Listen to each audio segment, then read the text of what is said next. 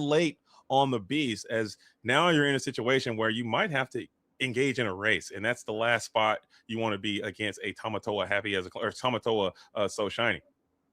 Yeah, that's it's a lot of lore that you can just start gaining for funsies. Again, those if you have a happy as a clam, as you're about to say, you can just get those popsicles back immediately and be able to get those back down into play. You have enough ink to play all of that. Again, Tamatoa, we'd be questing for literally six at that point, as well as the three from the Sisu. So this is beginning to be a race that we don't really want, but I guess we're just going to pass it on over after getting our beasts.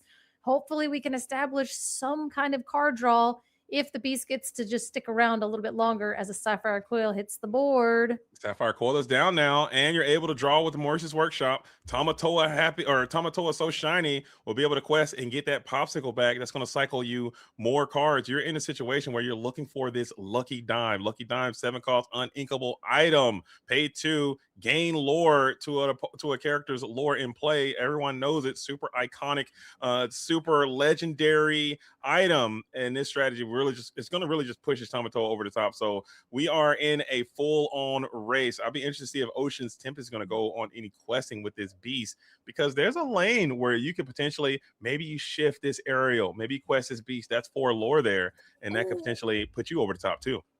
Oswald, lucky rabbit coming in, and it's not so lucky for Ocean's Tempest there because we do have that fishbone quill in hand. We go ahead and ink whatever we want out of our hand, triggering Oswald. Will we hit? We do not. It's a Merryweather. I don't know why I'm celebrating, but we go ahead and put her onto the bottom of the deck because that's what Oswald says. But we can ink for turn if we so choose. But it might seem that we want to keep those cards in hand. We only have 3 of them. We're running a little bit low on items, but we will quest with this Tamatoa. Tell me the last time you've actually seen this Tamatoa quest. Oh, it's been a while. Usually he's out there just to wear that lucky dime and pimp off, but it's been a long time since we've seen that bad boy go on a quest, and his ability does resolve when he goes on a quest and on play. So a very unique effect coming in from that set 1, so shiny. And we're going to ink the popsicle in order to trigger the Oswald, and it works out nicely. Works. Oswald. And we'll pay 1 for, oh my God.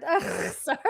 That hurts my soul a little bit. Oh gosh. And then we have enough left to play the Sisu onto the beast because we use the coil to drink down that health a little bit, getting it all the way down to where just the 3 cost Sisu will get us exactly where we want to be. Goodbye, beast. Yeah, that is a lucky rabbit indeed, as it worked out quite nicely. What a turn, what a sequence coming in from Christian, as now we have this lone aerial who is against a lot of crazy odds over here. That Tamatoa is questing for a lot. That Sisu is questing for 3. Tamatoa right now, 1, 2, 3, 4, 5, 6, 7 lore available for the so shiny.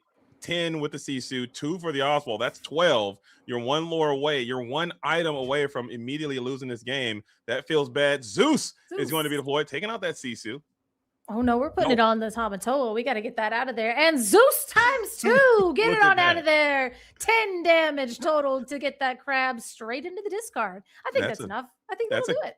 That's a good use of your resources. Having that Zeus, maybe there's a world where Ocean's Tempest held on to that Zeus. Usually, Cole, as you know, still typically struggles to get that 8 willpower so shiny off the board. And Christian realized that and put the so shiny into play, thinking that there's no way you're going to be able to do it. And Ocean's Tempest was able to find a way out. But you are still not out of the woods yet. Leaving this Oswald in play, having that Sisu in play, and the shift Sisu available. So many cards in hand. We're continuing to get more and more as and there's the hidden trap.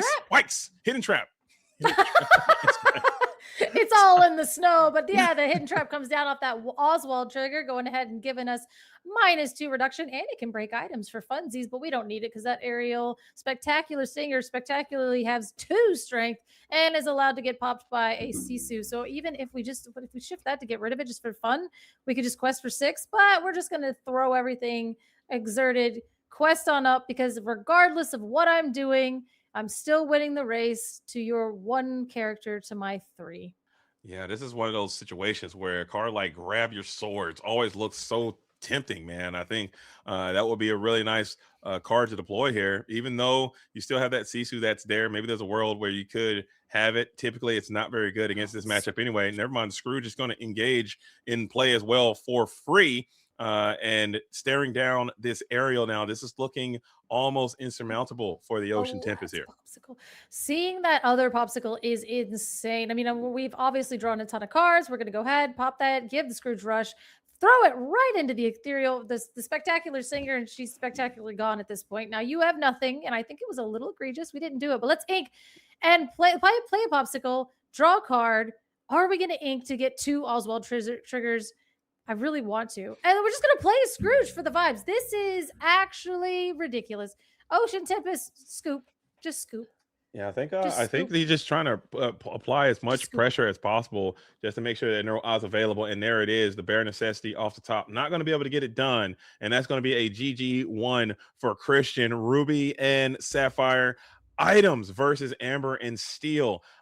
Typically, historically, if you know the game, I'm certain you realize that this matchup has always been very difficult for Amber and Steel. However, in Right. recent times, Amber and Steel has made some strides in this Infinity format to help combat whatever Ruby and Sapphire items can do. Leaning on that card, bare necessities. We saw the Ocean Tempest does have several copies of that card in the deck. Maybe you're also playing a card like You Have Forgotten Me could be in the deck that can help disrupt this items deck before it can start rolling. But once it leaves the station and that train is rolling down the tracks, it's really difficult for you to catch up. And that's kind of what was evident to have happened in that round number one. Yeah, we saw Ocean's Tempest really kind of going strong, getting really far out the gate. And then really what we wanted is to not hit exactly the workshop into the Fishbone Quill, into the hyper ramp, into the Sisu. And that's really kind of like I kept mentioning the amount of cards that Ocean Tempest was drawing and the amount of like build back potential because in the past the downfall was the Sisu. You play Sisu Emboldened Warrior and you just it's a empowered sibling and she just the game was over. Yeah. And the amount of card draw, if you didn't hit a whole new world, you had to flood and keep going, flood and keep going, flood and keep going. And these no wheel versions, you're drawing a lot of cards, but you're not drawing so many cards that you overwhelm and force a board wipe, you force a board wipe, you force a board Right. wipe. And that's kind of, I think, the drawback of having no wheel in this meta, especially against Ruby and Sapphire, is because you kind of need that potential to make them have an answer every single turn. But if you're just playing one thing a turn and then you get to the top end of Ruby where you're answering one thing of a turn, it's kind of difficult no matter how many cards you have in your hand. Very true. Very true. Either you have to either apply a ton of lore pressure early, or you have to disrupt their curve in some way. You can't let them get that early board wipe in. You can't let them hyper ramp. You have to be able to take the Fishbone Quill. Bare necessities is going to be the key of this game, and also maybe Ocean Tempest is playing some item destruction. We saw in the previous DLC a lot of the strategies that did very well work decks that included some type of item removal in their deck. I think that was just a nice little story from the DLC in Dortmund. So maybe Ocean's Tempest saw some of that and added some item destruction cards. We're talking Find My Platinum. You're talking maybe some Benja is in the strategy. Maybe some Donald Duck is there. I'm not certain what you're playing, but I think at this current juncture in this current installment of Infinity, I think it's very important to at least have a plan for what you would do if you are to engage with items. But game number 2 underway. Ocean's Tempest now going to be on the play for the first time, really trying to force a game number 3 out of Christian. And let's see if he can get it done. Maybe I'm altering hard for these bare necessities color. Maybe the bare necessities. I mean, we did see that Christian kind of the way that they altered, they might have seen that they were trying to play against dogs as they were trying to establish the board early with Jedediah Farnsworth and just kind of have characters and board presence, even though this is an item deck that is like kind of a part where you can go wrong. If your opponent's trying to go quickly and you're just trying to do your item strategy, sometimes that doesn't really work out in your favor. And that's why that board presence is good. But we did see Ocean's Tempest was a little bit prepared and having the double ones on 2 to be able to sing strength and get rid of that 3/3. So the alters might have kind of come into play. Of course, we didn't get to see them because obviously if we see them, then they see them. So I think that it'll be very interesting to see how these players adjust going forward. Yeah, I think that's probably one of the key moments. I want to see bare necessities be saying as early. Maybe got Cinderella sing bare necessities, and then maybe hard play a bare necessities as well. Take 2 cards from hand, and then see how Kristen can rebuild from that. If you take the Morris's Workshop, take the Fishbone Quill, and then start zapping characters, get your engine together, and maybe get a beast set up early, a Kud Edamudi out a beast quite early. I think that's a way to win, as we're starting with a pretty nice curve here as Cinderella into the Ursula Vanessa, but no bare necessities there on turn number 2. You hate to see it. If you are Ocean's Tempest Christian now, free and clear all around on turn number 2. Are we going to send this Oswald into the blender? Oh, we're No such going thing. straight for the Fishbone Coil or the Sapphire Coil. So that tells me we have a little bit of shenanigans in there because, again, it's like this deck doesn't necessarily have to ramp on 2. You can actually just throw the items, throw the Sapphire Coil, and kind of move and groove. But right now, we're going to go with Pete. So no actions into the bare necessities. There it is. And this Yeah, could but be the now game here. we see your game plan. We see what you're going to do. Strong bare necessities colors. Look at this hand. We got double Sisu with uninkable as Oswald. all I'm taking this Maurice's Workshop, and Oh, yeah. I am feeling so confident if I'm Ocean's Tempest. Then you got double Sisu in hand, big Sisu, Oswald, and be prepared on the hand from Christian. You are giga turbo bricked. Bricks. Oh Look at that. I was goodness. like, count the inkables in that hand. You can't because it's on the board and they're in the inkwell. Now we have to draw an inkable here. We can play Oswald, but again, if you don't draw an inkable, you won't get a trigger. You can play the Sisu Daring Visitor to maybe like stop some board presence if you want, but it does look like it was inkable. And it's a Fishbone Quill, so that's actually pain incarnate. Oh no, we wanted that. That hurts the wanted soul that. right there. I think at that point, I think you might have to slam that Oswald and send that Fishbone Quill and hope you hit something cool. Maybe hit another Fishbone Quill off the top because your deck is low key failing you here in this spot. There is also a world where you can use this 3 ink to set up the Sisu to at least take some of the singing capability off the board as well. But then you're just sending a character right into the blender of the Storm Rage on Strength of Raging Fire type plays as well. So crazy setup here for Christian. Yeah, we definitely need to get the Singer 4 off the board, I think. I mean, we've committed to this. We threw the Fishbone Quill into the Inkwell. I like what you said. But again, it's more like you're sending the Sisu out there, but at least you're maybe taking out the Ursula Vanessa, which is a Singer 4. If you were to send the Oswald out there, that's just a definite target for that. So maybe you hit an item, maybe you hit another Oswald and you ship that sucker to the bottom of your deck. If you did my play, which I'm not saying that's right or wrong. Obviously, both of these Illumineers are better than me, so I'm not trying to say that. But the Oswald can be like the cannon fodder. You send him out there, you maybe hit an item, he gets blasted, and then your Sisu probably has a less chance of getting blasted. No, and maybe you can runner, ink, and then get the shift off, and you're so back. You go ink, and then shift the Sisu on turn number 3, and maybe that could be a world that you can do it. Or maybe you just skip an ink and keep the Fishbone Quill. I was gonna say, like, what if you just run out the Oswald, skip the ink, let that thing get blown out of the water, get an inkable off the top, please, and then play the Fishbone Quill, ink and the then second ding twice. Sisu. If the Oswald can live, I like that play a lot. The Oswald's not living. He's not. Yeah, Whatever you run out there is gone. Okay, so it's just that if you're going to give them a target for the ability to then let the Storm Rage on, so then they draw a card. But I think at this point, if I'm going to lose my character, you can take because you have 2 Sisus now. So there are 2 in hand. So right now you could play the Sisu, get the Ursula Vanessa, get her on out of here, and then they're going to sing "Let the Storm Rage On" because they never don't have it. Yeah, and that's okay because you have a backup. You hit the Cindy as well. Yeah. So it looks like we are. I'm not exactly sure what's happening here with the delay in the action. Maybe there's some type of judge call. Maybe they're talking through something about what's happening at the game state or something like that. He's asking if he can take back his last 4 turns. He's like, "Can I have this Sapphire Coil? Can I just get out of here?" My deck completely failed to function here live on the ICL, as we are going to use that Sisu line. We're taking the approach. Sisu going after the Ursula Vanessa, banish that Glimmer to the discard pile and pass here. You're going to need runner ink and a lot of hope here. You are entering into the hope phase of your Christian. Absolutely. We'll see it now. Did they have it? Do they they never don't. Like 50% of the time they have it all the time. And it's always let the Storm Rage on. It always hits the character that I've given them and it always draws them a card. So is that what we're going to see here? Or we're going to just think and talk about our feelings for a little bit longer, make sure the game state stays clean and active and everybody's on the same page. But Pete is going to go for a hefty little Okay, they always have it. Okay, it's fine. It's always there. It's Storm though, so you don't get to Oh, draw but a card. we're hitting our own guy though. So Oh we are God. storming a Pete just to draw some cards, which I don't hate too terribly much. You understand that your opponent has another copy of Sisu, but you are kind of playing with fire a little bit if you don't deal with these Sisus in a timely manner. Now there are going to be two Sisus you have to work with, and your opponent is kind of ink starved in this exact scenario. But if you can get to a point where you can shift a Sisu with that Sapphire Coil Okay. already on board, you can start to lower the cost of some of the lower the strength of some of these characters.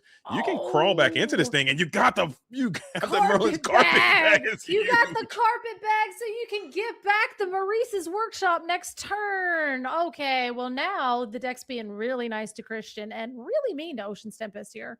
That's still bad though, but you have a path. I mean, you are opening up a path. Ocean's Tempest deck does not seem like it is firing on all cylinders. Obviously, Christian's deck is just failing to function a little bit with all the bricks that were in hand, but you are finding a way. Oswald delivered in a major way on that previous turn, as we have Let Storm Rage On is in hand. So probably going to be going after this Oswald immediately. But like you said, Color, Carpet Bag is going to put you back into the fight here a little bit. You just hit the five cost item. Absolutely. Singing Let the Storm Rage On onto that lucky rabbit, getting him all the way up out of here because listen, it already hit the item that you wanted to hit. It already hit the most expensive 5 cost item after making them discard it from the bare necessities. So everything from here is kind of looking horrifying because we know what's in hand.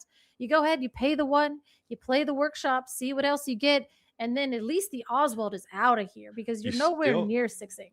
You you still have to continue to draw inkable cards though. You cannot miss an ink, I don't think, within the next few turns. So maybe there's a world where you can go for the carpet bag, get the Maurice's workshop out, set it up, or ink a card, set it up, and vibe there. Maybe you got another item you can play. And I don't think you can mathematically, with the ink you have available, I don't think you can get a draw off this workshop this turn. But I still think it's worthy to go ahead and make this gambit here. And it looks like Christian agrees, as we're going to get the Maurice's workshop back, throw it into play, no, right into hand, and then probably subsequently into the board a little bit later.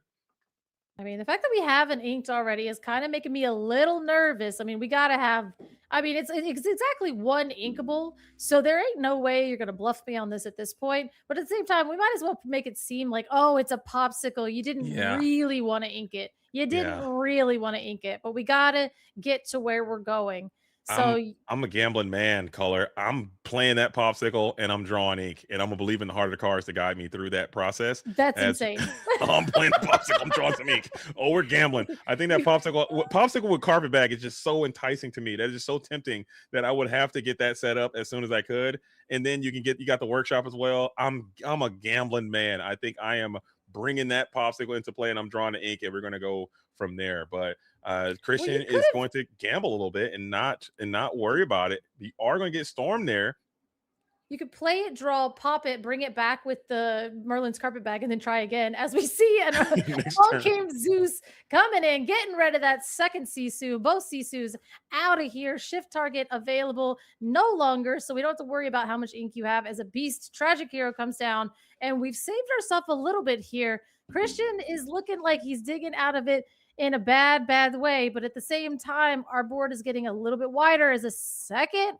Oh, no, that's the Maurice's workshop. And then we get an inkable off the top, but we are passing. We passed there, and that is dastardly because you could have taken it as an opportunity to go for another carpet bag loop. So you did get a little bit of a punish by not taking an absolute risk. It is a risk. Oh, yeah. And Oh, it you was a huge do risk. have to avoid a bare necessities here because you know you have that be prepared in hand, and you can activate that be prepared next turn. You have to draw yet another ink. You so you have to avoid a Pete and a bare necessities here. No, Ocean's don't run Tempest it up. does play into it though by playing the Oh, 16. Rapunzel.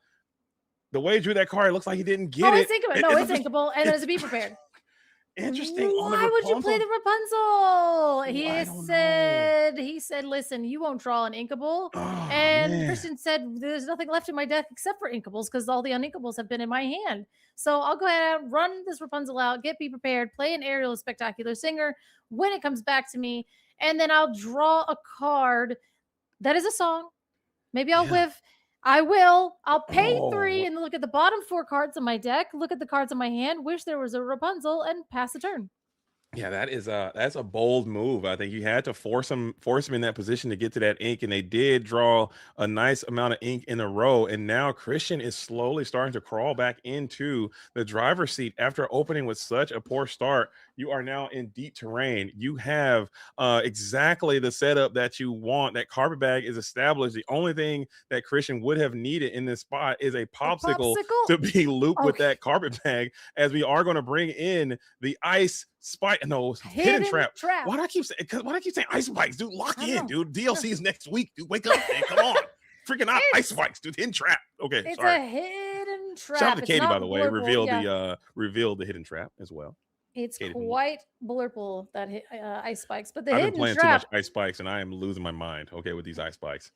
I mean, are we passing? All right, we're doing a whole bunch of nothing over here, but we did go ahead, put those into play. We are going to go up to 14 some reason. We are at 14 over on Ocean's Tempest side.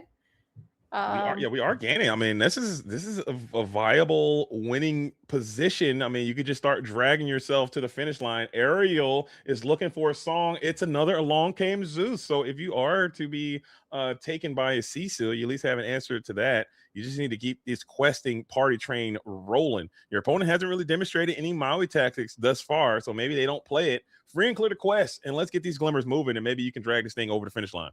Maybe indeed. I mean, 15 is way higher than I thought we were at, so it kind of feels a little bit better. No, Christian doesn't. I mean, we know he has a Sisu in hand, so the running that out is kind of a bummer too, because we can just ink and play a Sisu. But listen, we've been having inkable problems from the beginning, so let's make sure that you have it.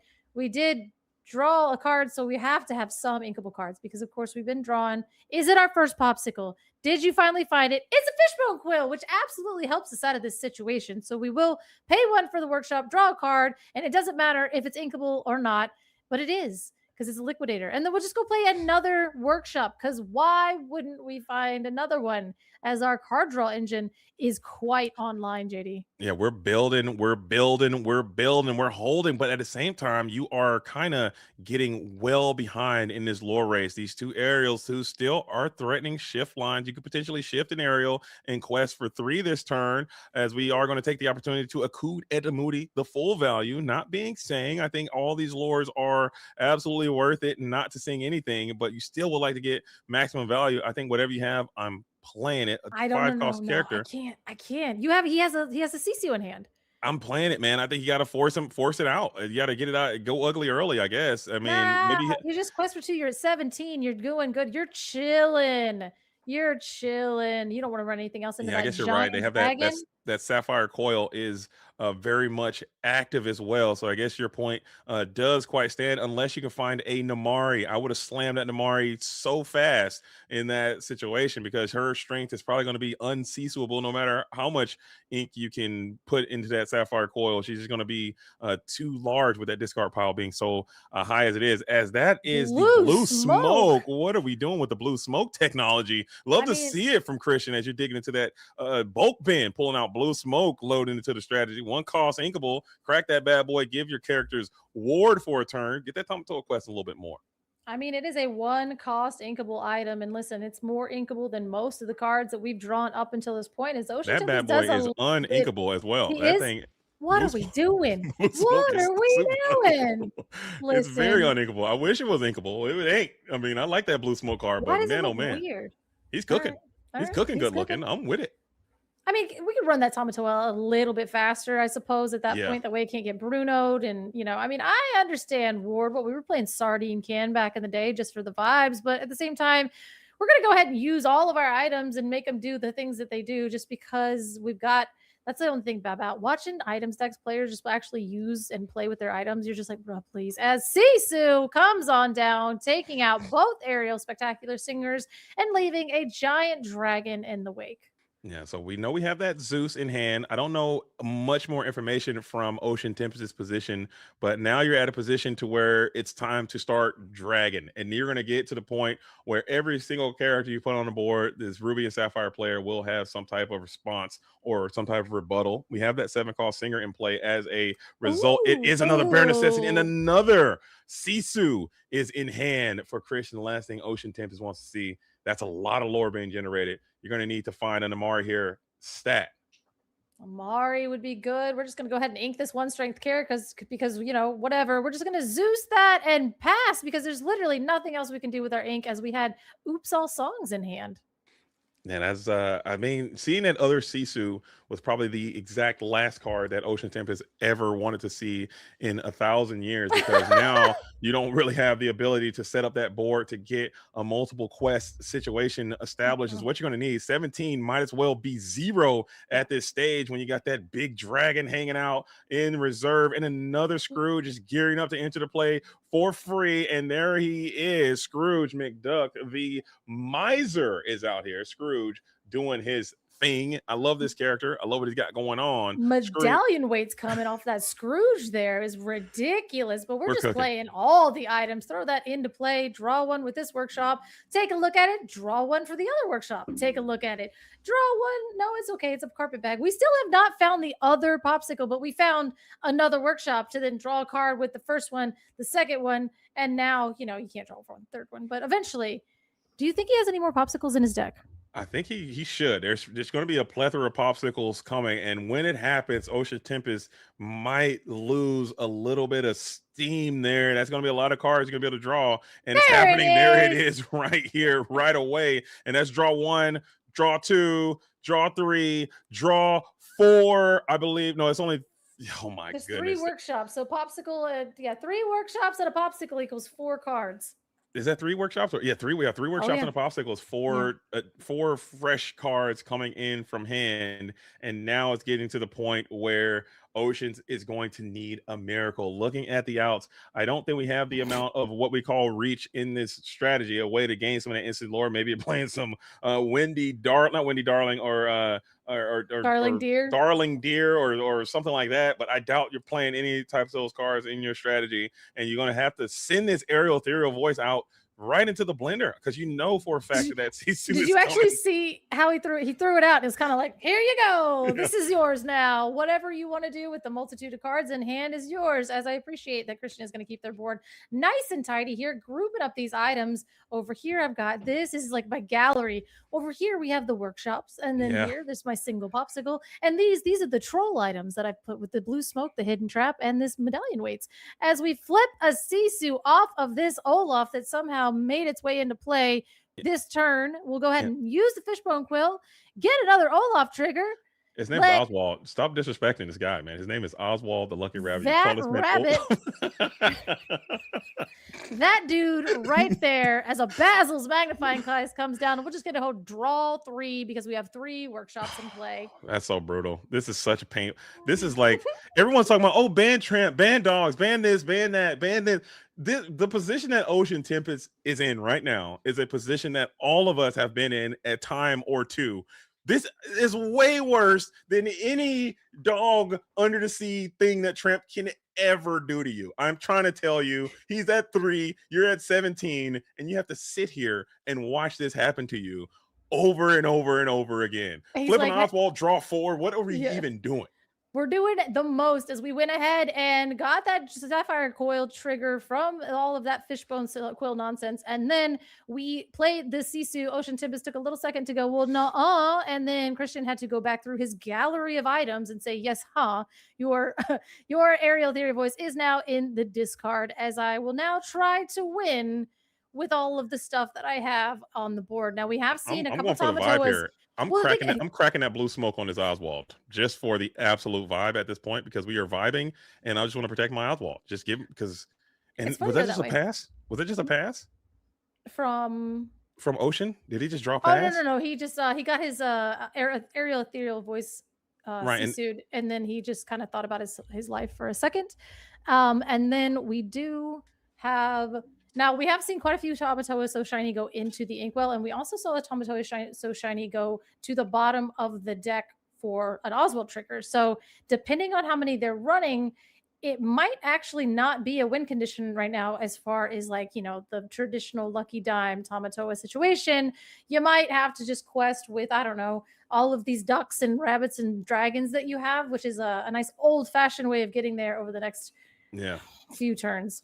And I do believe that your deck is also getting a bit low on cards as well. You have sent quite a few cards to the bottom. We haven't seen any lucky dimes either, and you could get to that threshold. I believe it's was that 19 ink that you need? No, 17 ink. You need 8 plus 2 to trigger the lucky dime. That's 10 plus the 7 for the lucky dime itself. That is 17. Mhm. So if you get to 17 ink, you could just immediately just win the game right away, even with only 2 cards left in your deck. So I don't, and like you said, without a That's card like the Beyond Horizon or maybe something like that is still an option. I know Whole New World is probably not going to be in this strategy. So you still, I mean, it's the door is absolutely closing for Ocean Tempest, and I don't know exactly what you got to do to get out of this. Yeah, I was basically I was basically saying that I'm pretty sure again, a lot of these lists don't really run a ton of the Tamatoa So Shiny. So one is in the inkwell Mhm. for sure, one just got bottom. So as far as like the dime Tamatoa situation, now it is looking like we're having a little bit of a dispute Even here. even I mean, Oswald is literally giving you 4 cards a turn if you hit an item. Even if it's your very last card, you could just immediately win the game with the deck out rules as they are. Oh, true, Unless yeah. Ocean Tempest does have a card like a Flying My Platinum or some type of mass item removal. Do you hear a bird cawing? Yeah, I do. I was Okay. like, I don't know if you bought a bird because that's kind of No, that's not me. wild, I thought it but was you. I was like, what's happening here I with don't this? have birds. No, Okay. Just making sure. no, I don't. Hopefully, the viewers at home, can you guys hear that? I thought I was going insane there for a moment, as I was hearing a ton of cawing there, as we are just going to quest those Scrooges again, and it looks like we're just having a little bit of conversation. I can't quite hear what's So happening. it looks like we might have missed a Sapphire Coil trigger, but we did have the hidden trap available to us. So then we were able to take back the Sisu play because we had gained no further information. This is all me guessing. Use the hidden trap on the aerial, and then go ahead and play the Sisu. And now Oh, there is the Beyond the Horizon. hold up, hold up. As you were talking about before, getting rid of the Sisu, a popsicle, and the Tamatoa happy as a clam, and a few other bad like goodies, but Those bad some for good Christian. cards. I mean, that is a little path we're going maybe for this deck out play. But like we said, if you can get you would have to go for the deck out before they get up to that 17 ink threshold. And now the questing is begun. And I just don't know. That's 12 lore that Oh we yeah, just generated there yeah. in one fail swoop. We haven't even started to ink yet. And we still could go for a potential lucky dime. Here is Great Stone Dragon, followed by the Vitalosphere Interest Play Exerted. We can choose to draw 4 cards here. And I think Christian is going to do just that, giving himself 4 new looks. Lucky Dime, Tamatoa, GG is the win condition. That could happen as soon as next turn. Or you could just quest with all the glimmers you have in play right now, and the game will just come to a screeching halt. This is looking insurmountable there for Ocean's Tempest again. I think if we go ahead and just draw the dime and exert the dime and target the Sisu, then you can just quest out next turn, and you would be Yeah. totally fine without finding a Tamatoa or anything insane of that nature. Or we'll just go ahead and throw the happy as a clam and get that on the board, and that'll be enough lore there to just quest out next turn. And just a Scrooge for the vibes, because hey, the Scrooge might find you that dime that you've been searching for this entire time. Now, there's not a Mm-hmm. lot of things that ink off the top and not let you see it. So the fact that we haven't seen it is crazy. We might have fishbone quilled it earlier on in this game saying, hey, I don't need it, but we will go ahead and -2 No, we're blue off smoking. We're blue smoking blue our smoking. Sisu here. I was So like, what? now we will go and trigger the blue smoke. So now Sisu has ward until the start of your next turn. So none of the steel targeting removal effects will be able to target this Sisu. And that could almost, like you said, Color, that's a lot of lore pressure coming in just from that Sisu alone. That can get you up to 15. Tamatoa will get you up to 17. Play Lucky Dime for free while Yeah, questing all these other yeah. characters you have in play. This game could be coming to an end. Christian looking strong. Ocean Tempest surveying the field, making sure there's nothing you can do, I as this really is just looking almost insurmountable here. I really just want him to do the dime thing. You know what I mean? Like I gave a Sisu Ward, so now you get rid of the Tamatoa, but like at the same time, you can't get rid of the Oswald. Even if you were able to get rid of all those Scrooges, where was the dime? It doesn't matter. We win decisively, taking it in 2 games. Christian over Ocean Tempest. The Ruby and Sapphire item strategy is clown shoes, but man, it works well. That was I love the deck though. I really like the text that Christian had deployed there. You could tell they were in tune with that strategy. Again, I know Joshua Shadowfield had a pretty good run with this deck, and I know that they're all on teams and they talk to each other. So clearly they know this deck very well. They seem very confident. I did like the text that they had, the blue smoke, and some of the other things that were there. We had some 2 calls. You had a deck that was built for that, and you played it well. And keep in mind, Color, we saw how that match started, and I saw that opening hand. I was like, there's no way you're going to be able to pull this thing off, but you had some fortunate luck there that Oswald hitting that carpet bag to bring back that Maurice's Workshop was really good.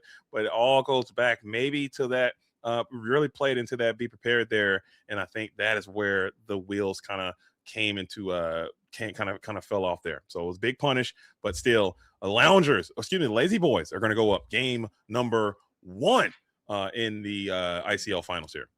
Yeah, I mean, it is definitely not an amazing matchup for Amber Steel. Like I said, Amber Steel has the technology, but again, I think Ocean Tempest's hand was a pretty clunky there for a little bit, kind of having to, let the Storm Rage on your own Rapunzel and kind of do some things there. So they weren't going as fast as maybe they wanted to, being able to Akud something out a little bit early and just kind of get underneath this item strategy, because we saw them get up to 15, we saw them get up to 17, but like you said earlier, it might as well be 0 at that point, right? Because I've, personally stopped Amber Steel at 19 numerous times. So there is a little bit of reach that the deck does not have. Yo, we got an interview coming up. So let's talk to our winner, Christian, from the Lazy Boys, and hear what this Illumineer has to say. Yo, Christian, congratulations on your victory. Ruby Sapphire items versus Amber Steel. We like the deck. We like the patience. I'm going to take it right to that game, too, right away. We were all able to see that hand that you started that game off with due to the bare necessities, and we saw what was taken and how that went down for you. Just take us back to that moment. How did you feel when you saw the hand that you had to work with and how you negotiated through that? Yeah, I mean, those are the easier games, not because I won, but because, like, if the top of the deck gives me an uninkable, I just lose. So it's easy. You ink the top of the deck if you can, and if you can't, you just let your opponent win. Like, that's fine. Fair enough. That's what happens when you play 17 uninkables, right? Sometimes you got to alter 5, and it's 5 uninkables. But yeah, deck was kind. This is interesting. He didn't find him platinum. So interesting game for sure. It was really nice to see, man. Ruby Sapphire items, I think, is one of the pillars of the format, of Infinity format. Is one of the strongest strategies, I think. You got Amber Steel, you got Ruby Sapphire items. There's a multitude of strategies that we could put into that top tier. But why did you load this strat for the ICL finals here? Big Oswald fan. I think my friends are telling me I was talking about Oswald too much. Didn't even play him last week, but couldn't shut up about him. I have those like fun promos, and I was playing them back when you were trying to hit like a Shield of Arendelle, and that was like one of your top hits, So always been a fan of the guy. Yeah, he's my boy, dude. He's my guy as well. I'm a big fan of Oswald, and we were talking about that earlier. I think he's not as good in Amber Steel, obviously, because of his low willpower, and you kind of do need him to stick around for a little while to get the most value out of him. Speaking of value, that guy delivered you a carpet bag when you needed it most. How did that feel, seeing that carpet bag hit off that lucky rabbit? It was, yeah. Listen, it's like the most expensive item in the deck right now, so it's a good deal. It's a good deal. Well, hold on. I mean, mostly, yeah. Sorry, go ahead, Color. I was gonna say that play that you did, you had the carpet bag. It was like where you had the popsicle and you ended up inking the popsicle. Was there any world where you were like, what if I play the popsicle and then pop it and then get it back with the carpet bag and then do it again and then kind of like loop it that turn? What was the decision factor there? Because it was like you inked it because that was the safe and responsible thing. But what if you went for the unhinged thing? It was like, what if I think I did the unhinged thing, to be honest, because just by inking it and just seeing what is my deck going to provide later. He didn't he didn't get rid of my Sisu, and maybe he was baiting me, but I figured, so if I have 2 little Sisus on board, it's like maybe one sticks, and then he's at like 11 lore, and we're chilling. So the responsible thing was probably play 2 popsicles, draw 2 cards, make sure you hit inkables. But I guess I was feeling irresponsible. And You're then like, "Let both me of my ink." Sisus died, so Yeah. Okay, that's what I was probably wondering. I was like, probably a good why? lesson. I was like, maybe that's the irresponsible thing. Maybe you play the popsicle and you don't get an inkable, and then you pops the and then you just spend your turn drawing cards, and then you have to I don't know. Yeah. So No, you're smart and I'm greedy, oh, but I no, really. Because you could have got punished though too. Like if you play yeah, the popsicle and you don't get an inkable, you could just be right back into the blender again. So I think bird in hand, twice in the bush, et cetera, et cetera. You know the vibes, man. But just talk about your season overall. I mean, you guys are here in the finals. Can you just talk about your guys' preparation, your team, and what has pushed you guys to get to this moment that you're in now? Yeah, I mean, everyone's definitely working hard, always grinding. Like so many of the deck lists that we bring are, tuned the night before, where if somebody's like, no, wait, I want to lock in, and it's on like 3 cards, and maybe they never see them in the match, right? But then like, there's been a couple rounds where it's like the 3 cards really mattered, especially you have to bring 3 decks, right? So it's like the second and third decks sometimes are just a little wacky, and that's like the ICL nature of it, especially with core. So you get to be a little creative. Nice, man. Well, that was Christian. That was a stellar performance. Cole, you got any more questions before we let this Illumineer get back into the dojo to cheer on their contemporaries and their teammates? no, I think we're good to go. I mean, you guys have 2 more rounds left, so you've already taken 1. You did your job for your team, so now you can just stick around and see if everybody else can kind of pull out those wins that you need. You only need 1 more. Right on. That's right. Very true. But Christian, before we do let you go to get back to your dugout with your team, any special shout outs you want to give? Anything you want to say? Any words of encouragement you have to your follow-on players, or anything you want to have to say to the ICL or the Disney Lorcana world at large? Yeah. Always shout out my wife watching the 2-month-old baby downstairs. I think though the double shout out last time went to her head a little bit. Shout out to everyone who runs the ICL. It's definitely a labor of love, and it's super interesting. Even some weeks you get a nice 2-0, and sometimes you get completely stomped on. You're like, maybe I should be worried about that deck more. So it's a good time for sure, and it gives us a nice excuse to kind of test and talk about cards together. And then we being the lazy boys, and then even the loungers. The loungers I know had a rough matchup a few weeks ago, but then so we're pulling them in, right? Great, we can tell you all of our secrets, like help us with yellow green, help us with blue red items, help us with amber steel, help us with red purple, and they're like, we don't want to help you with red purple. But it's great. It's great having a lot of people to help you on the team. So are you saying that here and now, live here in the ICL, that the lazy boys are far superior to the loungers? Is that a fact, or what are we saying there? Is that listen, no comment. No comment. Everyone's great. I was getting because I looked into the lounge right now, and I'm like, they're watching. Go ahead. Yeah, no, listen, I don't need Alex Hansen pulling up the box scores of being like, I'm 7-1. I've had good weeks, I've had bad weeks. I can't say that I'm better than anyone else. No, I'm just kidding. I'm just giving you guys I'm just giving you a little bit of guff, man. But seriously, congratulations on your victory, man. Thank you for your participation. So we'll let you go so you can go ahead and cheer on the rest of your teams as we set up for round number 2. But we'll be seeing how this thing unfolds. It's not over. It's not over. The Ink Daddy crew can come through. The additional Ink crew can turn this ship around. So again, we're going to Lorcana jail. All right. Oh, the Ink Daddy. No, sorry, pause. We'll pause it. We'll pause. Take care, Christian. We'll go back to the booth. Whoa! Oh, dear God. Oh, man. Jeez. Who are these 2 absolute units we have here in the broadcast booth? Not we leave and come back. Pet pal. Is that who it was?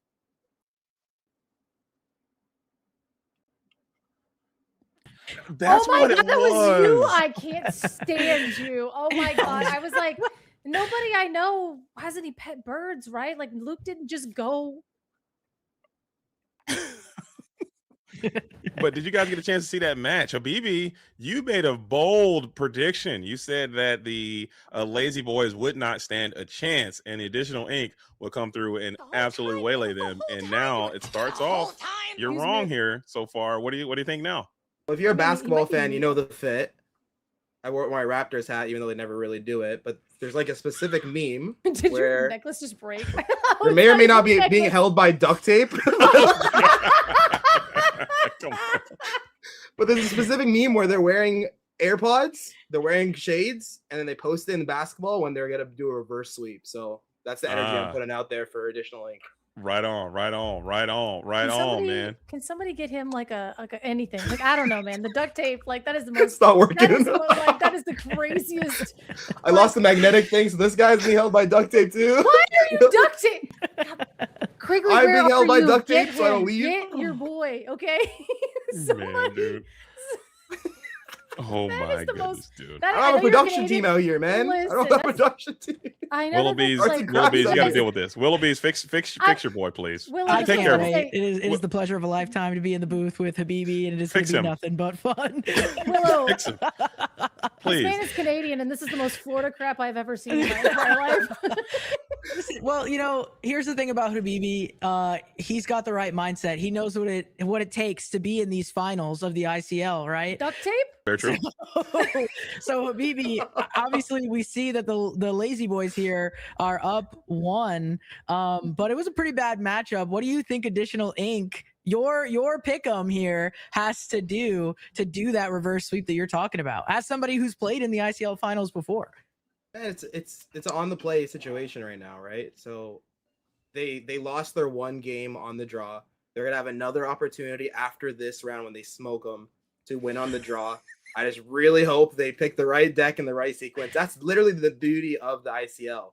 It takes a lot of thought process. It's a lot of like Princess Diary type stuff where you're trying to like I want to make you do this, and then I think you're gonna do this. Like they played red blue items I on the don't know play if going we've first. seen Like come on Princess now. Diaries at the same time. That seems like a good move. You don't like that move? That seems like a good It worked. strat. It worked Yeah. very well. That's how we got eliminated. Same play. Same. Yeah, I round. think I that's- just need that's to a good watch play. Princess Diaries. I think that's where you lost me. I was like, I haven't seen that movie. Is it long Princess enough to- Diaries? Isn't that the one? Man, I don't even know. Listen, That's what let's start I was casting. like- Let's start casting the ICL before I start talking about the Bachelorette as a random. I was like, what? I think you meant like you got to take notes and you got to like document everything. I got the vibe. I'm a vibrational Is kind that of what guy. they did Habibi. in Princess? Like, He doesn't I know don't anything think they about did that, Princess but I Diaries. He get the just heard vision. word We're diaries. talking. Man, talking, somebody said that we're to me talking before harmony. when I was talking about the ICL, and I just rolled with it. I never actually watched it, so I have no idea what the hell it is. I don't know When what you I'm heard talking The about. word man. Who's it? diaries, and he Who's it? said, "Yeah, that's pen to paper. That kind of makes sense. We'll go with Man, it." I don't have no Who's in script Princess to Diaries? follow, man. I'm just going with it. Who's in Princess Diaries, man? Who's that?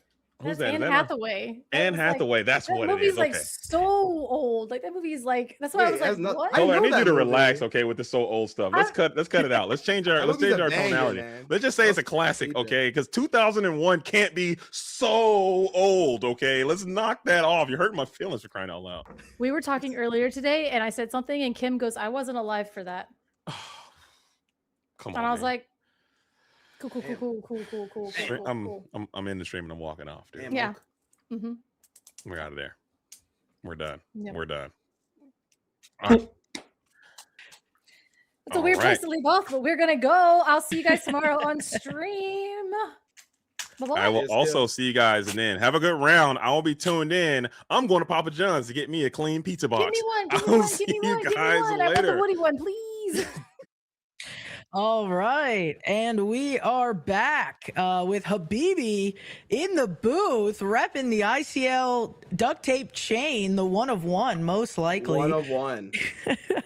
Also So- damaged because I keep dropping it, but like, hey, we're not gonna talk about it. But this is what they're fighting for. Yeah. This or a ring or whatever Luke decides to send them in about 5 to 8 business years. They're gonna get a prize eventually, the winner of this. So Yeah, absolutely. the Many line. Illumineers may not know, but yeah, you do get a sweet, sweet prize for winning the ICL in this season 3.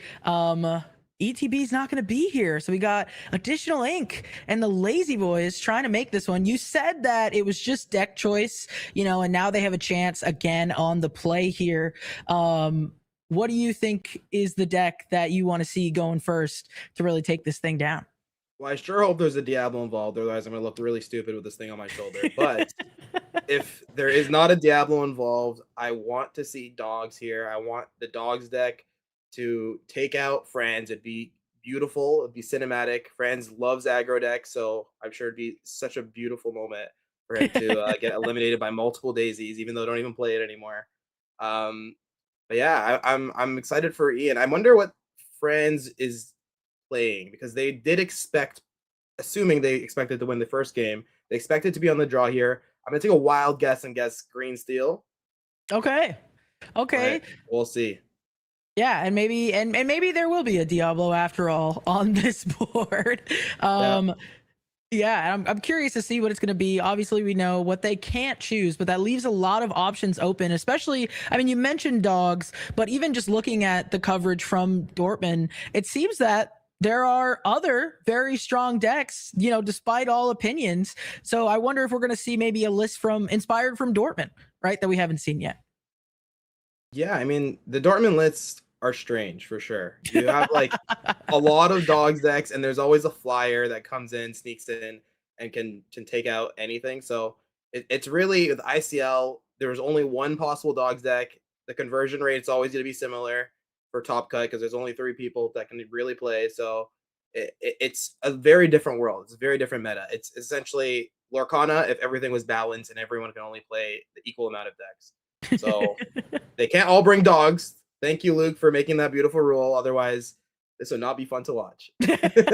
Otherwise, it'd go by in the blink of an eye. But we're seeing them here doing the shuffling, potentially doing some alters. Obviously, we don't know what they're on yet, but I'm excited to see what it's gonna be. We saw, like I said, and like you said, we saw some interesting lists come out of Dortmund. So I wonder if there's been some inspiration here, or you know, if we are just gonna see an old reliable dogs. Which would be super fun to have you on the mic for, so that way you could pick apart all the plays, let us know exactly what the optimum lines are. But it looks like we're gonna be off to the races as soon as they get the approval here. And yeah, we're seeing a Tipo hit the inkwell to play Popsicle. Seeing some Sapphire here. We're seeing some Sapphire. Ooh, the Pop Bell. That Bell Apprentice Inventor coming down for free thanks to the banishing of that Popsicle. Surely it's not another items build, right? I mean, this is actually so tragic. You got me in the booth having to cheer on an items deck. Please no. Like, this hurts my heart. Okay, got some Amethyst on the other side. That Merlin Crab going to be hitting the Inkwell. Doesn't look like we're going to have a 1-cost character unless Franz has just got so many options. He's really thinking about it. So, did we just see purple in the big 2026? Purple? The color purple? Could be. Amethyst decks back on top. That's what I heard.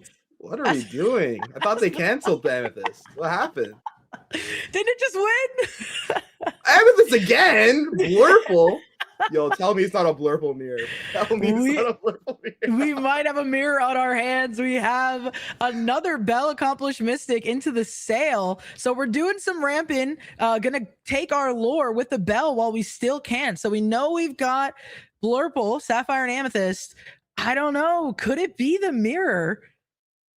I mean, green purple did just win a DLC, so it could be a green purple versus Blurple. Yeah, that would be super fun to see this deck in action at the ICL. It is. There it is. We It's get gonna to see be Diablo. Yeah. Raven. So maybe not from the team that you wanted, but we do have that Diablo coming down. This evasive challenger +2 here. This is an interesting matchup. So taking a little bit of inspiration from that DLC winning list as the Sven Leaping Reindeer comes down. What are you thinking about this matchup? Just as we're seeing these develop. Well, I think I had green purple really low on my radar, and up until this weekend, you know, the EU, there's 3 things guaranteed in life: death, taxes, and the EU playing green purple, right? So bottom line is, I had no idea what this matchup is, because I haven't seen this matchup. So we're gonna be discovering this from the very first time. I do like the new Blurple lines with Sven. The ability to have this evasive makes it so exactly what happens here when they shift the Diablo. It really doesn't mean that much, because you always have an answer to Diablo. Whereas Yeah. before, it might have been tricky. You might have had to play like poor cards like Peter Pan just to make something happen and take out the Diablo. Yeah, absolutely. As we see this snow fort item coming down, we also discarded the pull the lever to shift that Diablo devoted herald. Made sure to sing friends on the other side, so that Diablo got to draw 2 cards for the friends, and will draw 1 for the turn. Kind of like a parting gift here, because like you said, that Sven leaping reindeer having evasive ready to come in and challenge, but the snow fort does make that math a little bit difficult, where at least now that Diablo will be able to trade back into that Sven. Yeah, I'm with you. This is a new deck, as you saw, or as you said, that just won the DLC. So it's definitely going to be on people's radars. Might be a little bit of an evasive wars going on here, and who can get their evasives to stick. Yeah, I mean, I love the play by friends. He has a Diablo shift. It's probably going to end up being a dead card going forward into the game. He has an opportunity to shift, sing, fill up his hand with some options, and present a situation where he's getting rid of the Sven, which is a reoccurring threat on the board. So, although he might look like in a weird spot with his board state right now, his hand's full, it's healthy. He got the draw off of Ian's draw for turn and sing a friend, so not so bad. Ooh, not a strong turn from Ian though.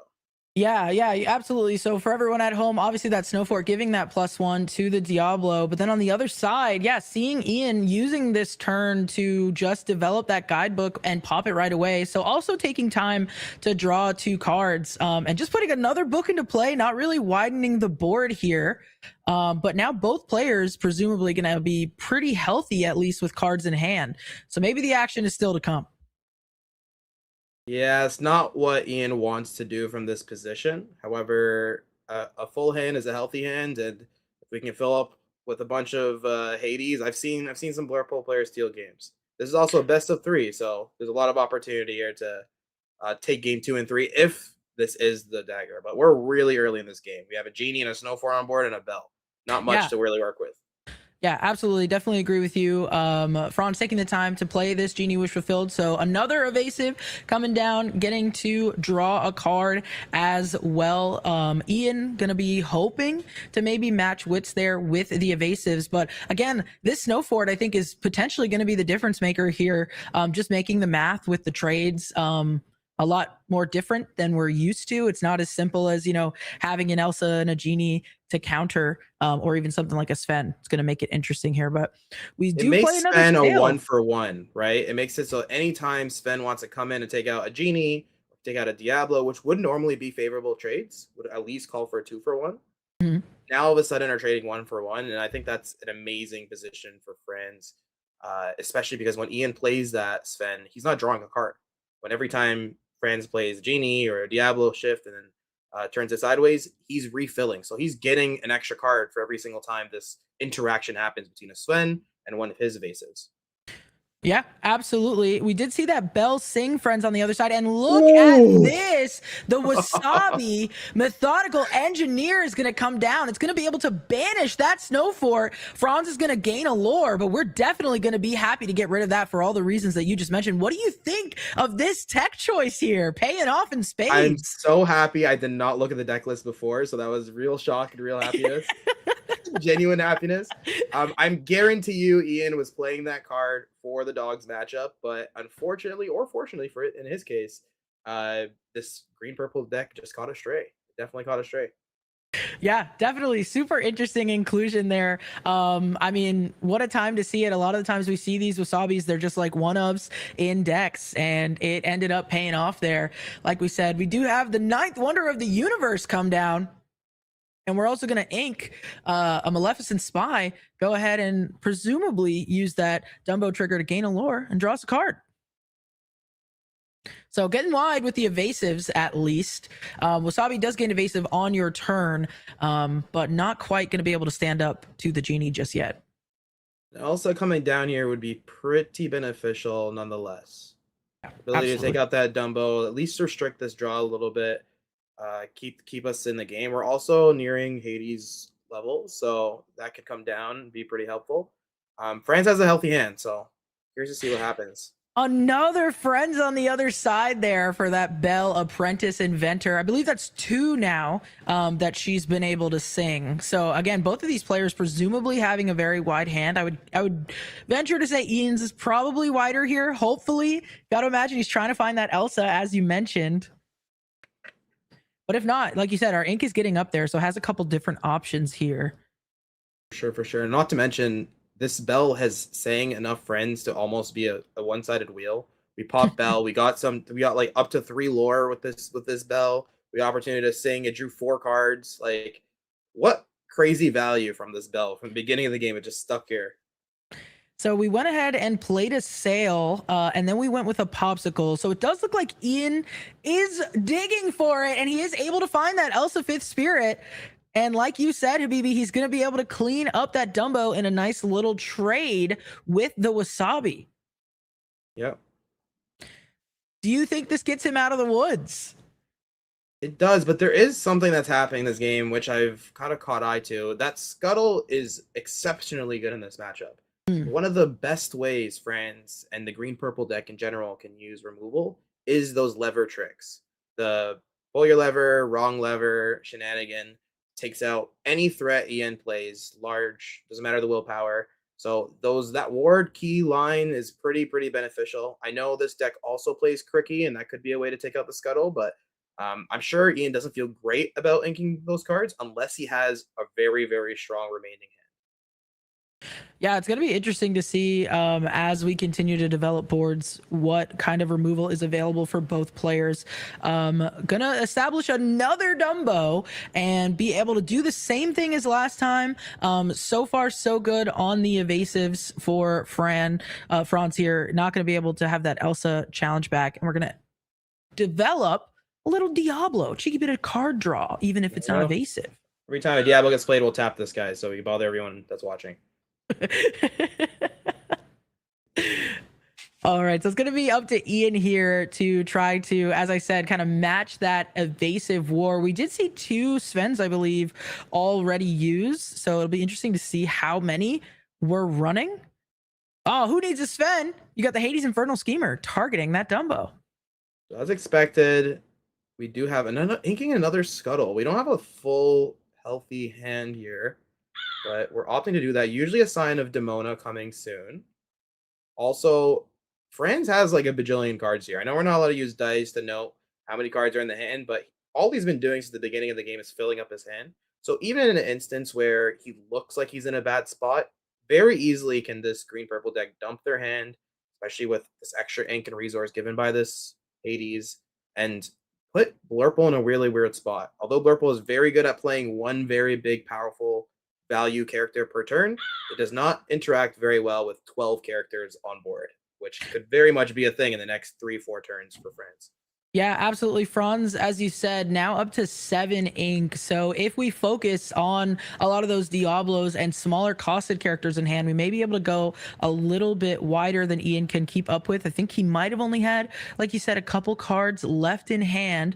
But it all does depend on what Franz has been drawing off of those Dumbo triggers. Snowford is obviously gone, but we're not quite out of the woods yet. When you have 2 threats on one side, 3 for Blurple, he's going to want to try to develop here, see what he can put down from his hand. He's thinking. He's got a lot of cards in hand. Thinking through. I love that we can see him. We can see what he's doing here. All right, so he's discarding the Under the Sea, which honestly doesn't look very good for this board state unless you really want to take out that Elsa. Great discard fodder for the Diablo. There we go. We have that wrong lever able to come down. Looks like he's gonna choose. Okay, he's gonna choose the Elsa the 5th Spirit. So he's gonna get the evasive off the board, protect his 2 characters there. And everything he's played so far, he's either drew him cards or has given an opportunity for another character of his to draw him cards, being Dumbo. So even if another Hades comes down, which it's very strong looking that Ian has another Hades, based off of his earlier inks. What is it going to come down and take out? A Diablo and then give him 2 more resources? So he hasn't really had to ink much, friends, but he also has a full hand. Everything is drawing him cards. I think it's looking very strong for him.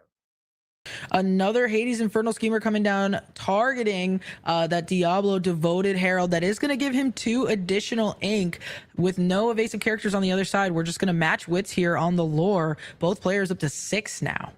Wow, additional ink giving their opponents additional ink. Who would have thought? Great job, Willow. Great job. The story writes itself, okay? I just report on what I see. Well, we're looking at Bronze here. What do you think he's thinking about? I mean, obviously, we said like he's got to expand this board. Is Little Guy's going to do it at this point with these 2 big Hades on the other side? Oh, there's the Cricky. You said it, that lucky cricket. This is pretty good, but it still really only adds up to 5, which is not enough to take out a Hades on its own. So, Yeah, still gonna be a double swing. The day that the Cricky and the Elsa still not enough to take something out on the other side of the board. So that Cricky is giving +3 to both the Genie and the Elsa now. Franz taking his time to figure out what do the trades look like. As you pointed out, you know, those Hades have 6 willpower, not going to be able to be traded unless we use both. And you don't want to leave damage hanging around when there's a popsicle there. Yeah. And really, the just levers and Cricky that can help, but that snow fort play, that ability for Wasabi to take out that snow fort has changed the math on the rest of this match. It's made it much more difficult for France to really do what he wanted to do. Could you imagine the same board say here with that snow fort? Oh goodness, Elsa yeah. swings, takes out one Hades, Genie takes out another Hades. We're off to the races. Yeah, Franz would have absolutely everything he wants here as a 3rd friends on the other side. This Belle has sang a wheel. She's literally sang a whole new world on her own and gained a lot of lore. You gotta love it. She is getting all of the value there. So Ian, I mean, getting absolute. This Belle is like a spell book, but for songs. Like Franz has not needed to interact with this, but clearly it's doing something for us here as Tamatoa, happy as a clam, comes down, gonna get back a popsicle. Man, oh, and a Junior Woodchuck's guidebook. We're picking up all the card draw. Like this is a game is completely flipped on its head. Like whatever Franz was drawing all those turns, obviously not the turns that he wanted to take. It needs to come out in the next turn or two because we're approaching Lorful very quickly. Yeah, absolutely. Ian shooting up to 10 here, going to 19 on their next turn if nothing happens. So yeah, you're absolutely right. Franz going to be wanting to do something here. I think, yeah, it's going to be interesting. Typically, I think this Cricky can do some crazy things here. we're gonna need the 4th though. I believe if this is the DLC list, I believe that one was only on 2 snow forts, and one of them, as we saw, was banished early in this game.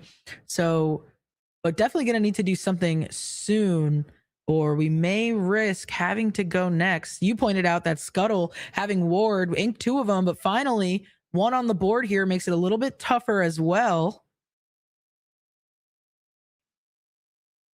It looks like we're starting here. Ooh, I like this. I like this. If you can't attack the board, then become the threat. And he's putting himself in a situation where he might be able to present lethal. We're bouncing back the Cricky to our hand. Using that wrong lever and playing it again. So bouncing this Cricky, as it is the only non-evasive threat that Ian would be able to target here. Now that Cricky going to be completely safe, at least from challenges. And very interesting to see. Do you think Ian's just going to quest, or do you think he's going to try to make something happen here? Well, if I'm Ian, I'm trying to remove something because otherwise he loses. There you go. Lore's fixed. I was like, there there's you no go. lore at Yeah. 8, but I just say, like, I know the lore hasn't changed, but I'm pretty sure. All right, so it No looks like we have a answer. scoop here. That I believe that means that Franz is gonna take this one. So No Hades, no Elsa, nothing. I know Ian is so mad from that. Yeah, very interesting as well, because typically these decks have access to things like Into the Unknown, even Let It Go. But we did see, even with the Popsicle and the Junior Woodchuck's Guidebook in hand, Ian elected not to dig a little bit deeper into that deck. So maybe because we saw something like the Wasabi, maybe some of these Scuttles, that might mean that there's a lack of some of those other tools in here. But Lazyboy's going to be feeling pretty good about that. What do you think went wrong there? I feel like it was an interesting start for really players. Oh, Ian won. Oh, Ian. Wasabi's on Popsicle. Hold we on. totally missed it. Pause. I missed the Wasabi. I didn't even see that at the board. Just kidding, friends. Ian took the W there. We're hearing from production. He played a Wasabi on his own Popsicle. If you don't remember, Wasabi does allow you to banish an item and its player gains 1 lore. So as I pointed out, Ian would have gone to 19. It looked as though Franz had game on board. We both missed the Wasabi come down. So I'm sorry. Excuse me. Ian's taking the W there. Oh, I'm so impartial and so not specifically happy for additional inks getting that. He must have done that. Like, they must have just verbally said it to each other, because I did not see his hand move at all. Man, friends just so ice cold, whether he's winning or losing, you just can't read anything. No, you can't tell. I saw the top right corner of the box. He was just like slinging his cards. He's like, whatever. I'm gonna win the next 2 anyway. Damn. All right. I see you. Okay. I see you. Well, same question though. I think it was a little bit of a slower start for both players, maybe. I don't know. What do you think about what we saw there, and what do you think Franz has to do, as you're non-biased, to win this one going first? I mean, avoid Wasabis. I know Ian is not playing 4. There's no way, right? So seeing both of them there was probably heartbreaking. We saw it give Franz a lore earlier in the game, and then when it mattered most, it finished the match and got from 19 to lethal. That's insane. That's actually just such a cool play from both players' ends. Friends doing the only thing. By the way, I pronounce his name different every single time. I'm just gonna keep doing it. But, what's it called? We'll have to get the official player report if we get an interview. Yeah, we get an interview. We'll figure out how we actually say his name. That's question number 1. I've known him for quite some time. Jokes aside, I love this man to death, but nonetheless, he needs to just stick a snow fort and make the math work out for itself, or just like do something besides play a card, draw a card, play a card, draw a card for the first 14 turns of the game. We need to go wider. That's how you beat Blurple. Go wide. Yeah, absolutely. It is interesting, seeing this deck. I think I've heard players say it's really good against dogs specifically. I don't know if that's true or if you feel that that's true. Obviously going against Sapphire and Amethyst here, maybe not what Franz was expecting, but you got to imagine, like, we saw the Diablo Spiteful Raven, which is that evasive one. We saw the Obedient Raven and Maleficent Spy. So I believe we saw all iterations, and the Devoted Herald. We saw all iterations of Diablo, and Deceiver. So he's got little guys, like you said, that he can use to widen this board. They just didn't come this time around. So got to imagine he'll be trying to get some early board presence this time. And there we see it as we ink the Madam Mimfox and play the Diablo Maleficent Spy. Looking at the hand, let's see what you think. Ooh, that looks pretty good. I'm not gonna lie. It looks really good, but it's also very, very scary for Ian, because in an instance where this Diablo gets shifted, that's a lot of cards that read we draw cards. Some socialism in this game, for sure. Yeah, absolutely. Everyone's winning. With 2 Popsicles, Junior Woodchuck's Guidebook, and a Demona, I believe, all the cards there that draw cards. I might have missed one there.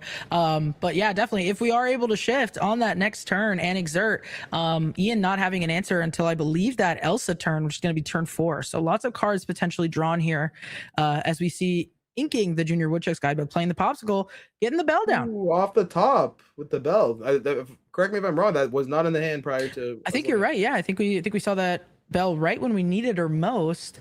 Ready to sing some more Friends potentially, as another Diablo comes down. Do we have the shift? Doesn't look like it. No shift. Man, I have a local. I won't even say their name because they don't deserve clout, but they do this, and then they put their hand down, and then they put their hand back up, and they shift the Diablo just to give you extra tilt. So, it's the mind games. My heart skipped a beat when Franz put his hand down. I'm like, he's gonna do it. He's gonna do it. He's gonna do it. It didn't happen. So we do an honorable game in the ICL. Honorable game. The Sail the Azurite Sea coming down, because we weren't able to find that shift line where free to draw with the sail, free to draw with the popsicle. And another bell found for Ian here. Inking the Merryweather. So Yeah. we obviously found another 4-drop, likely, and drew into 2 of the bells to deal with the popsicle. Franz didn't have a Diablo shift, so we got to do all of that drawing shenanigans, play a popsicle, play a sail, do all these things without getting value from the green-purple side. Like, this is as good as Ian can hope for in terms of a start on the play for Franz. Yeah, Franz now inking a card, developing that snow fort. Going to be hoping to keep it around this time, hoping that Wasabi was a one-off fluke. As we wait to see if he's going to quest with his evasive Diablo. Doesn't look like he does. Gonna hold them up as potential shift targets. We can take out one of these individuals, but it's very difficult to take out both. We know these decks run Sven. We know that unless it's shifted, it will get sniped by this bell. So there is the Sven. Yeah, there it is. That Sven Leaping Reindeer. You called it. So heads up play by Franz here to keep these standing upright and ready, avoiding any challenging in from both the Bell and the Sven. Regardless of the Snow Fort, both of those characters would have been able to be banished there. So Franz avoiding disaster, but still no shift line quite yet. Might at this point be tactical, seeing the board. And we go on a quest. We're up to 3. So Ian going wider than Franz once again. This is I think they swapped game plans midway through the game, but this is not going as expected or not as Mr. Franz wants. But we do get to see the genie. We go back to the game plan. Purple cards do one thing and they do it very, very well. They play a card and they draw a card. So if you don't have the answer in your hand, you keep playing cards until you draw the right card, right? Yeah, absolutely. We looks like had to ink a pull the lever and played a genie instead. Typically, you want this card in the discard pile. So if we weren't able to use it and had to play out the genie, might be a sign that there's some uninkables in hand, or just maybe sometimes you got to do what you got to do there. But still no quests for Franz, as we discussed. And we're passing it back over to Ian here. Going to be looking to maybe exert something with an Elsa to take advantage of some favorable trades if we can find them. I love the table map, and you can see the players counting. Yeah. Franz does have access to Under the Sea, so if we do keep seeing these 2/3s come out, these Elsas come out, yeah, it's very scary. But there is a situation where we end up shifting something and then singing Under the Sea at some point to kind of rebalance the boards. There looks like there's a lot of bodies, but we're at 3 lore and everything on Ian's board quest for 1. So we're a long way from the end of the match. Yeah, absolutely. Under the Sea, as you said, we did see it last game. So good shout there. We did ink an Elsa Fifth Spirit to play 1. So not going to be able to see one again next turn. We were able to get rid of that Maleficent Spy and now going on a quest, leaving our Sven ready, most likely because of that Snow Fort there. Yeah, a very favorable trade with the genie swinging back and taking that out. So keeping all the evasives on his side upright and ready, but also not walking into Franz's board. But more importantly, in this board state, he's stalling Ian enough time, giving himself enough time to draw into something. And he really does need something from this position because Ian, it's a Demona away, a couple Hades away, maybe a Pocket Wasabi away from winning this game. Yeah, absolutely. It's interesting how fast it happens. We see now Franz exerting 5 ink, gonna play an Elsa Fifth Spirit of his own, gets the strength advantage of the Snow Fort as he thinks on what he's gonna exert here. Obviously doesn't get the resist benefit, but it's not gonna matter if we're challenging into that Sven. Able to clear that there thanks to the Snow Fort. I do love this. I really, really like this for Franz. Gives them an opportunity. There's no easy trade back now for Ian. Even if a Sven comes down, you're trading 1 for 1, and if you use your entire turn to play out Wasabi, it's still the Elsa doesn't trade into any of the evasive threats on board. So pretty clean answer by Franz. So far, Franz winning the evasive war is what we're seeing here. Like you said, hoping to keep that Snow Fort on the board. But either way, we might end up being happy with this. Ian now taking a look at his hand, taking a look at the board across from him. As we said earlier, he did have to ink an Elsa the Fifth Spirit. So we know that one of those other evasives that he might have in his deck is gone. One of those Fens that we saw is gone as well. Going to be looking for some answers here. Might have things like the Bell Accomplished Mystic, as we saw. Maybe something like a Cheshire Cat. Moving damage might be the route to go if we can't get rid of this Snow Fort. But I mean, we see both these players taking their time. Ian looking very like he's important thinking about it. match. This is for the ICL potentially, for the championship. Yeah, absolutely. Ian fighting to stay in this for his team. Franz trying to close it up right here. We see a Sven Leaping Reindeer come down. I believe we're also putting that Junior Woodchuck's guidebook into play as well at the cost of inking that Demona Scourge of the Wyvern Clan.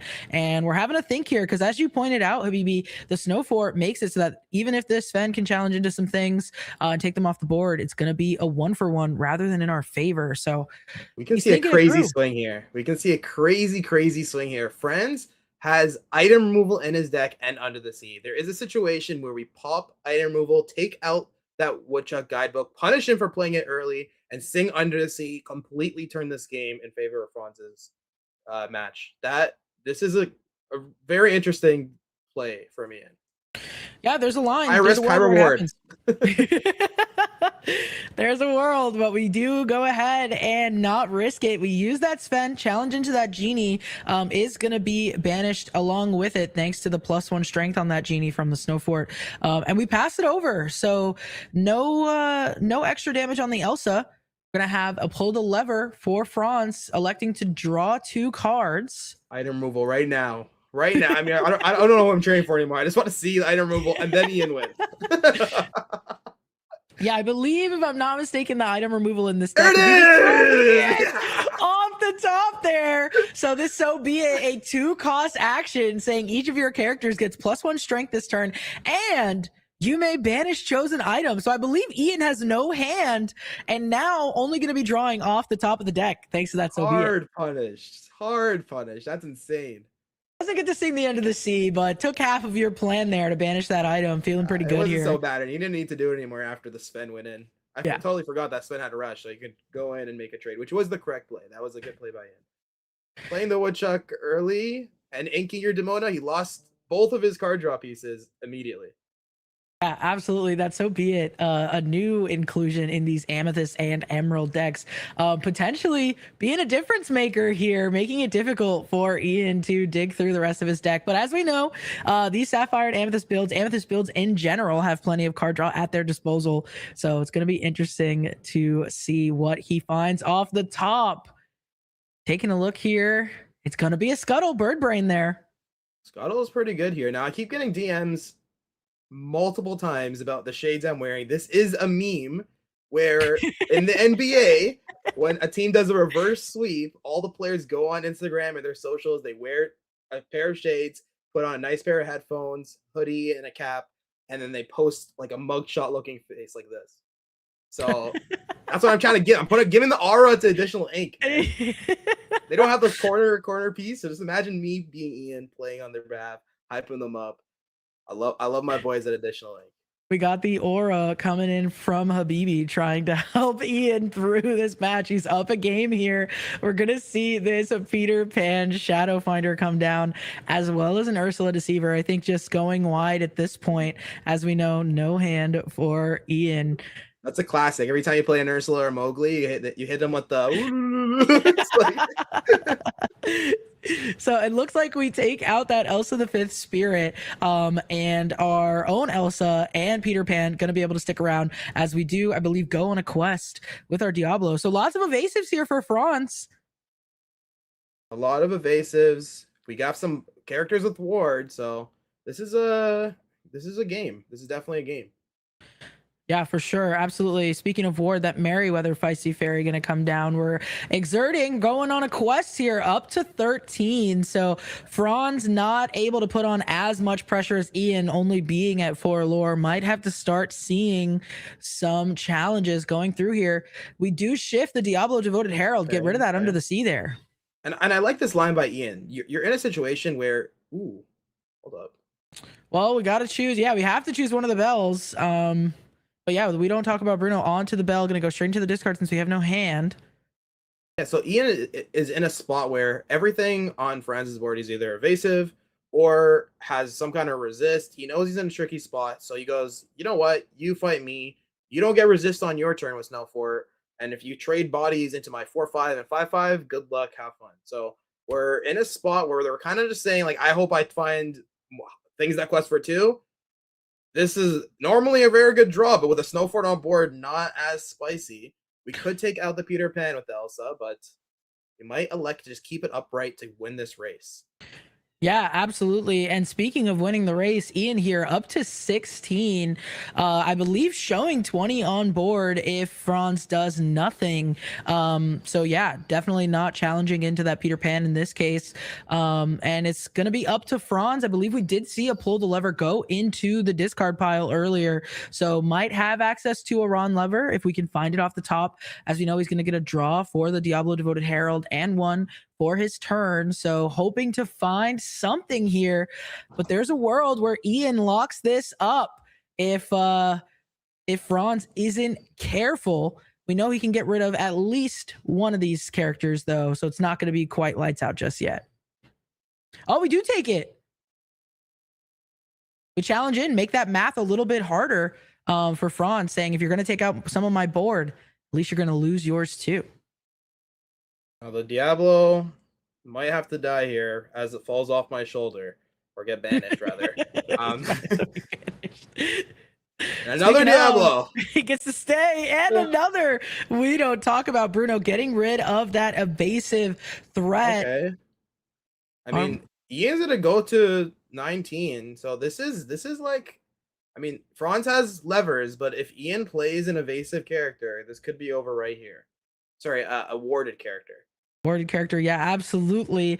Yeah, gonna be super interesting. Maybe we see the popsicle into the wasabi one more time. Could you imagine? That'd be crazy. No, but Ian gonna be thinking here. He's got one card in hand, can quest up to 19, as you said. On the other side, Franz not really close to game at all here. So Ian just taking a moment to think through what is possible on Franz's turn. It's a wasabi. That's gonna be the game, is it not? Oh no, sorry. It only gives the other player. the lore to the other player. That would be so crazy. Oh my goodness! Imagine if it was just you gain a lore. But we're here at 19. It's pretty damn close to the same thing here. And that's a scoop. That's it. Reverse sweep, baby. Game 3. Ian is gonna take it 2-0. Sapphire and Amethyst against Amethyst and Emerald. That was incredible.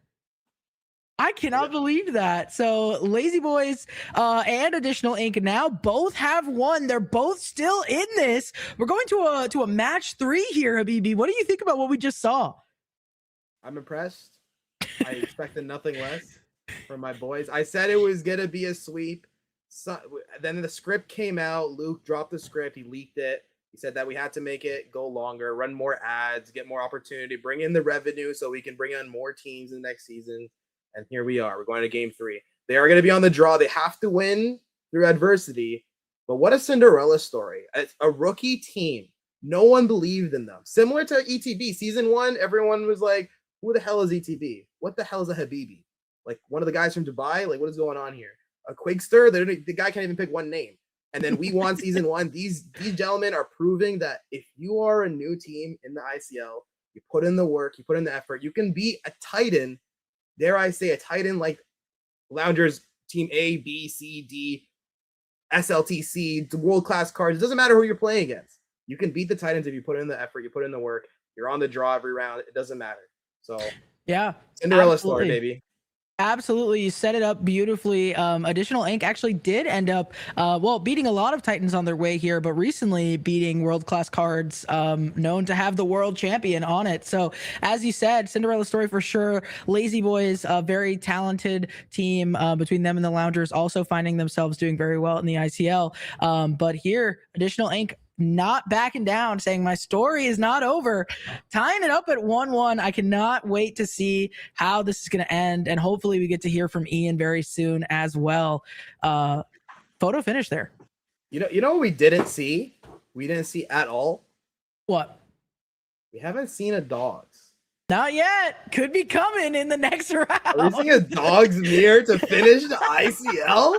The one matchup where the play draw disparity really doesn't matter that much? Is that what we're about to see? Could be good. The story might write itself. But it sounds like we are ready for that interview. Let's bring in the hometown hero for Additional Ink, Ian. Sir, congratulations on the 2-0 there. Well, first of all, welcome to the finals. Congratulations on tying it up. What does it mean for yourself and your teammates to be, as Habibi said, a rookie team now, staring down the barrel of victory with just one game away here in the ICL?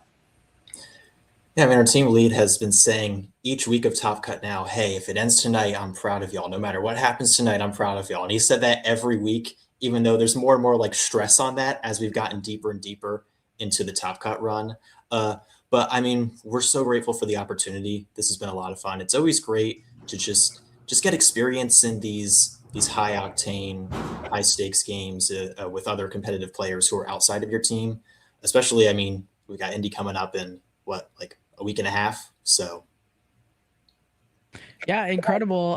So one thing I want to ask you about there is the Wasabi we saw being a game winner, quite literally, in game one. We didn't even notice it. It happened so fast. We were like, oh, that must be it. Franz might have gotten it. And then Luke comes over, production comes into our ear saying, no, he popped his own popsicle for the win there. How many Wasabis are you playing in your deck? And surely this wasn't the deck that you played it for. So what's that like to then be able to use it to win there?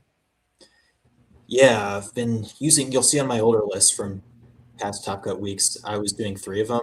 I went up to 4 after Dortmund. Well, Dortmund had a lot of red-blue, and that's become a tricky matchup, especially because you can't really interact with their Oswald until your Elsa hits. And by that point, they could have flipped over a popsicle, an ink runner, and 2 workshops. So him being able to pop the workshop is huge against red-blue. Also with the winner in Dortmund being a purple-green, there's a lot more evasive now, a lot more small evasive guys. Dumbo has really made a comeback in the Infinity format. And he is pretty good for trading because a lot of the other evasives just have 2 strength because you got Diablo. And I know he can't take out Genie or Elsa by himself, but you can do it with his buddies. And also like against Maui Shark as well, him and Elsa can trade straight into a Maui Shark. So there's a lot of it there, but it's mainly in there for the items. The evasive on your turn is just an added bonus. Yeah, Habibi said it during the matches we were watching. He said, there's no way he's on 4. That's got to be a one of. Habibi, I never thought I'd see the day, personally. Yeah. Any questions you have for this Illumineer who's tying it up for the folks that you're rooting for? First off, you said your team lead. What is your team lead's name? Out of curiosity. Ninja, Jeff Harley, the Ink Otherwise Daddy. known as Ink Daddy. I was the one who coined that, actually. There you go. There you go. Legend, yeah, it was coined in legend Richmond. made.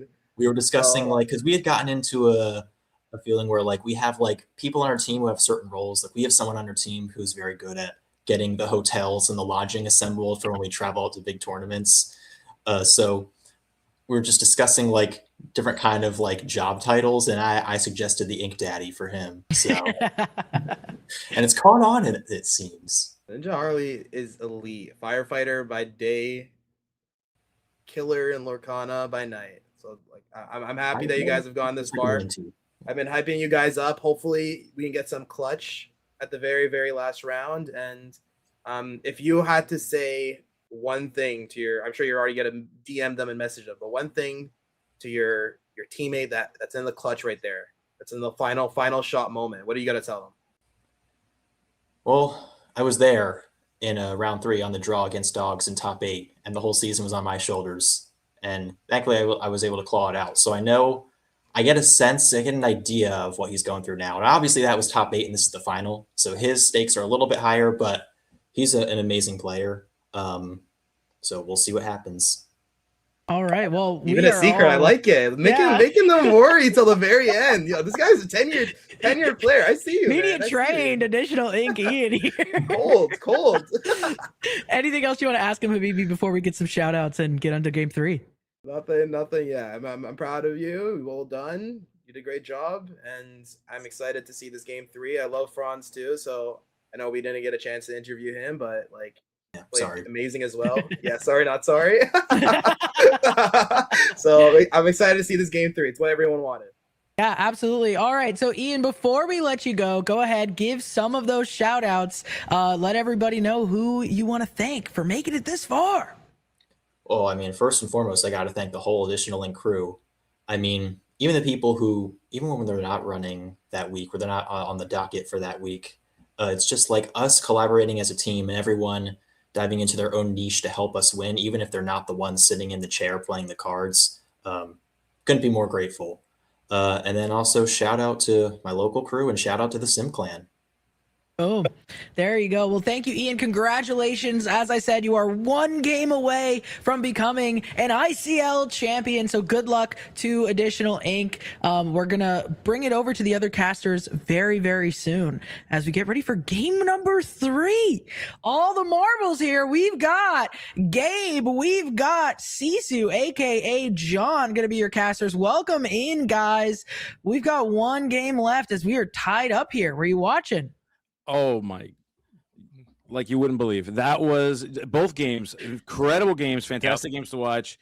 So much fun. This is exactly what the ICL has always been about. And to be here on the final episode of this 3rd season, I'm stoked. So what about you? Yeah, it was great. Seeing those, honestly, both sets were great to watch. Even though, as the resident lounger in the group, I will say I was unfortunate to see Franz lose how he did game 1. Game 2, I was setting some stuff up, so I did miss the end of game 2. But game 1 was fun to watch with Christian. I'm super excited. I'm glad we got a game 3. I'm really excited to cast some Lorcana. And honestly, I'm kind of hoping to see some dogs after what I did on Saturday. So let's see it. Hey, Sisu, I don't want to see you be really biased in the next round. I was super impartial last round. You got to make sure you're unbiased when you're casting. Don't be cheering for us. But I'll be a little unbiased. I'll be a little unbiased. Whoa. Mike out here pulling the shirt out. He doesn't even care. He's like, yeah, I'm wearing the merch. What are you gonna do about it, dude? Definitely 100% unbiased guest casters here in the form of Habibi and Sisu. Listen, we got to point it out really quick. Obviously, this is about Additional Ink. This is about the Lazyboys, but we do have Sisu on the mic. If it is going to be a Dogs Mirror here, did just win a CCQ down in South Florida. So we're ready to hear you talk all about the Dogs lines. You got to imagine one of these teams is playing it, right? Surely, guys, surely. I hope whoever is, I hope they're playing Chief. I mean, I showcased it a little bit, and it's pretty good. Not terrible. Not a terrible card. I think we saw it on Saturday. Do a lot of really cool stuff. You did a great job showcasing that.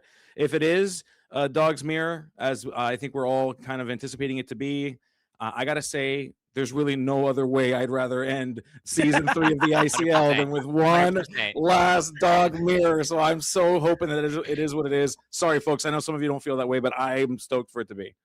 Well, don't touch that dial, folks, because once we get into this game 3, whether it's a Dog's Mirror or not, it's going to be super, super interesting. We've got the underdogs themselves in the form of Additional Ink going against the Titans of the Lazyboys. You guys are going to have so much fun with this. We will be watching, rooting on for both teams, unless you're Habibi, who is very clearly going for Additional Ink. But to be fair, Sisu is also biased for the Lazyboys. No, hold on. So full disclosure. Full disclosure, one of my best friends in the community, Solo Falcon, is on Additional Ink. So I will say I do have rooting interest in both. But obviously, as part of the Lounger, I guess we're technically the Lounger B team. I do have a little bit extra bias that way. But Solo Falcon was former teammate. He was on my ICL team last year. He was part of Freedom Game before he went to Additional Link this season. So I do have some love there for him as well. I know he's watching me on his TV, so shout out to you better Brian say nice things about Solo Falcon. I'm gonna get you, dude. Yeah, I'm excited. I'm just waiting for Luke to come into our ear and tell us as soon as the rounds are ready. Okay, well, it sounds like we're about to go into the finals, figure out who the champions are. Good luck to you both, and good luck to the teams playing.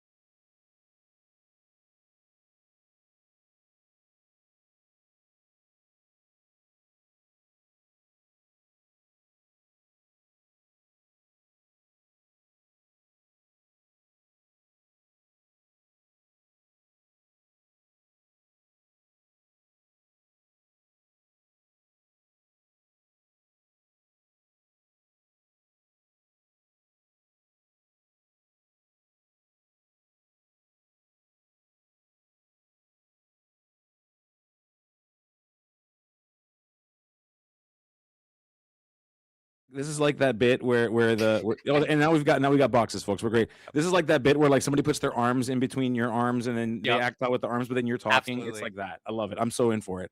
Oh yeah, I'm ready to. Oh, bye. It's just us two now. Oh, that's you know what? Just the way it was always meant to be, Sisu. Exactly. It's just Exactly. Yeah. Just like it was always meant to be. We're here. We're hanging out. And we are still waiting here as we know that our friends, as we saw, we're just shuffling up, getting stuff ready. Another huge shout out to you, by the way. Great performance on Saturday. By the way, I've got to say I'm impressed with the fact that you have your voice. I assume you went ahead and you did your karaoke. No, I didn't. The karaoke I was too late. So I missed karaoke and I got yelled at by my family. Oh no! Well, you know what? You probably didn't feel too upset about it. I'm sure as you were walking in there with a little bit more of a pep in your step, my friend. Yeah, I was like, you know what? I'm going to Disneyland. So they were not happy, but they understood. I think that's important. Understanding is important here. And my wife was not happy, but then she got much happier when I said we're going to Disneyland all together as a family. So taking Lexi to Disneyland too. So that's gonna be a lot of fun. But anyway, to the match. Oh, are we mulliganing or are we playing? I believe they're it looks like they're maybe in a holding pattern. They might have been asked to hold in just a moment, probably for the stream's purposes, to make sure that Luke was able to get everything solved. Yep.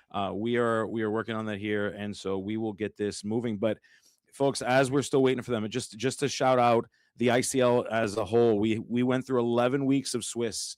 Lots of games of ICL across multiple formats. We played Core, we played Infinity, we laughed, we cried, and we saw a lot of dogs mirrors. And there's a chance here that we may get to see it one more time. But a huge shout out for all the work involved that it takes to build this thing.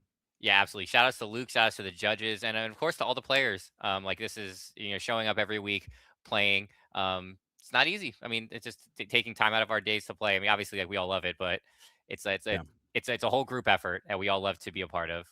Yeah, and I believe it may be because we're currently in a commercial. It might be the reason why we're holding, because we want to make sure everybody can see the action from the beginning. If I had to take a while, if I know Luke, the enterprising capitalist that he is, always waiting for that ad break. I understand, so I get it. So, as we wait, so Gabe, so talk to me. So after, how was your event on Saturday? Because again, I have a different opinion on the event than probably everyone else that was there. So I know you cast it a little bit after. So how did you enjoy the Guildhall CCQ? I had a great time outside of the playing of games. You know what? That had nothing to do with me playing fair. games. I had a great time. I went X2, unfortunately. Famously, I went X2 there. As we see Alex inking a card, playing Aurora, folks. I'm afraid to tell you, I do believe we've entered into mirror territory. Bark, bark, baby. Paws up, claws up. Let's see what's up as the royal dogs here.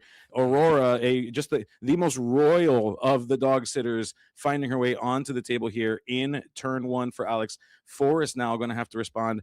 Here we go. We see Mulan, and we find ourselves with the Daisy. So okay, that's either that. So that signals one of two things immediately off the rip to me. Is that's either going to be he's playing a ton of uninkables, Forrest is, or Forrest is not playing Eleanor. It's just a traditional dog strategy. Yeah, so, it's interesting because there's a lot of viability here. I think that Eleanor kind of making its appearance, or her appearance rather, at the ETB CCQ. Prior to that, we know that we saw Kurt Spice do very well with the more traditional build with the Chernabog. The builds that run Fort and run the Mulan generally have a harder time with the more traditional build. So Forrest may be opting for either a hybrid or maybe just saying, you know what, if I'm going to see a dog mirror, they're probably playing the modern tech. I'm going to go back and I'm going to do the stuff that was good against this stuff. Absolutely. Yep. So it's going to be interesting to see. I mean, we saw at the ETB CCQ, it was a Eleanor versus a traditional, and Shadox on the Eleanor did end up winning.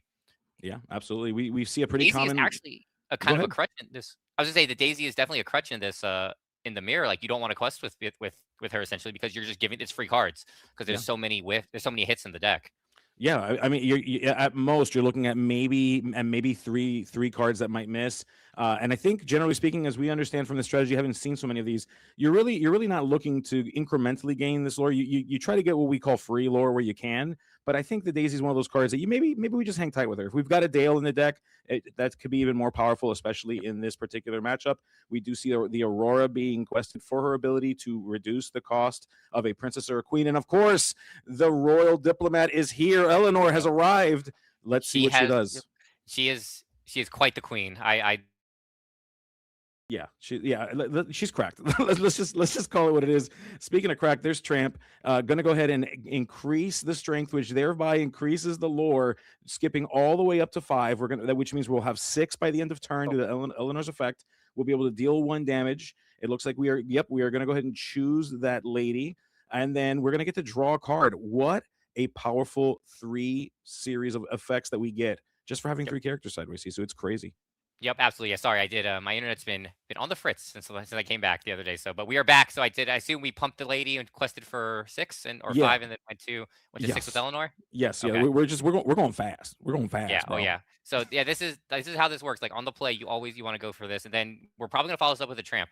So it's very tricky for. It can be very tricky. Now the thing here, of course, is that this is a math game. This mirror is a math game. It's often a matter of who finds an Ursula to rip the under the sea. It's who can play the under the sea first. Who can stop it from happening. That can usually be a determining factor. That Eleanor, of course, having a 3 strength means that she would not be affected by an under the sea. But to be without 4 characters, it's going to create a bit of a problem for you if Force is able to find, for example, that Miss Park Avenue. To go ahead and employ upon that shift. The math is there for Forest. The question becomes, do we have it? Yep, sorry. Oh, that's okay. No. Yeah, I understand. Internet's tricky. Internet's a weird and tricky thing. Yep. So Bobby coming down, it looks like. So it is. Yeah, it is in fact the Bobby. Trying to find whatever it is that we need. Maybe it's whether it's an under the sea or whether it's something else. And we find ourselves with that Mowgli, a great tool here to try to rip in under the sea if we can find it. But we're put in a position, everything else in Forrest's hand, a little bit too important, I guess. Yep. And then now, and you have to. So Ursula does come down. So this is if we do see if he does see the under the sea, which he does not. Looks like no. Yeah. Lady or sorry, it's Daisy and Nani, correct? And Nani, yeah, that's correct. That is a Daisy. That is a Nani that we see there. Yep. We apologize, folks. Our bandwidth is a little bit weird here. It's not just UC, so I think it's just the bandwidth in general. So it's a little bit tight, but we're doing our best here to see it here. As we do deal with that lady, trying to keep a bit of control here. You're trying to control the board as best you can, trying to make that Eleanor not as effective.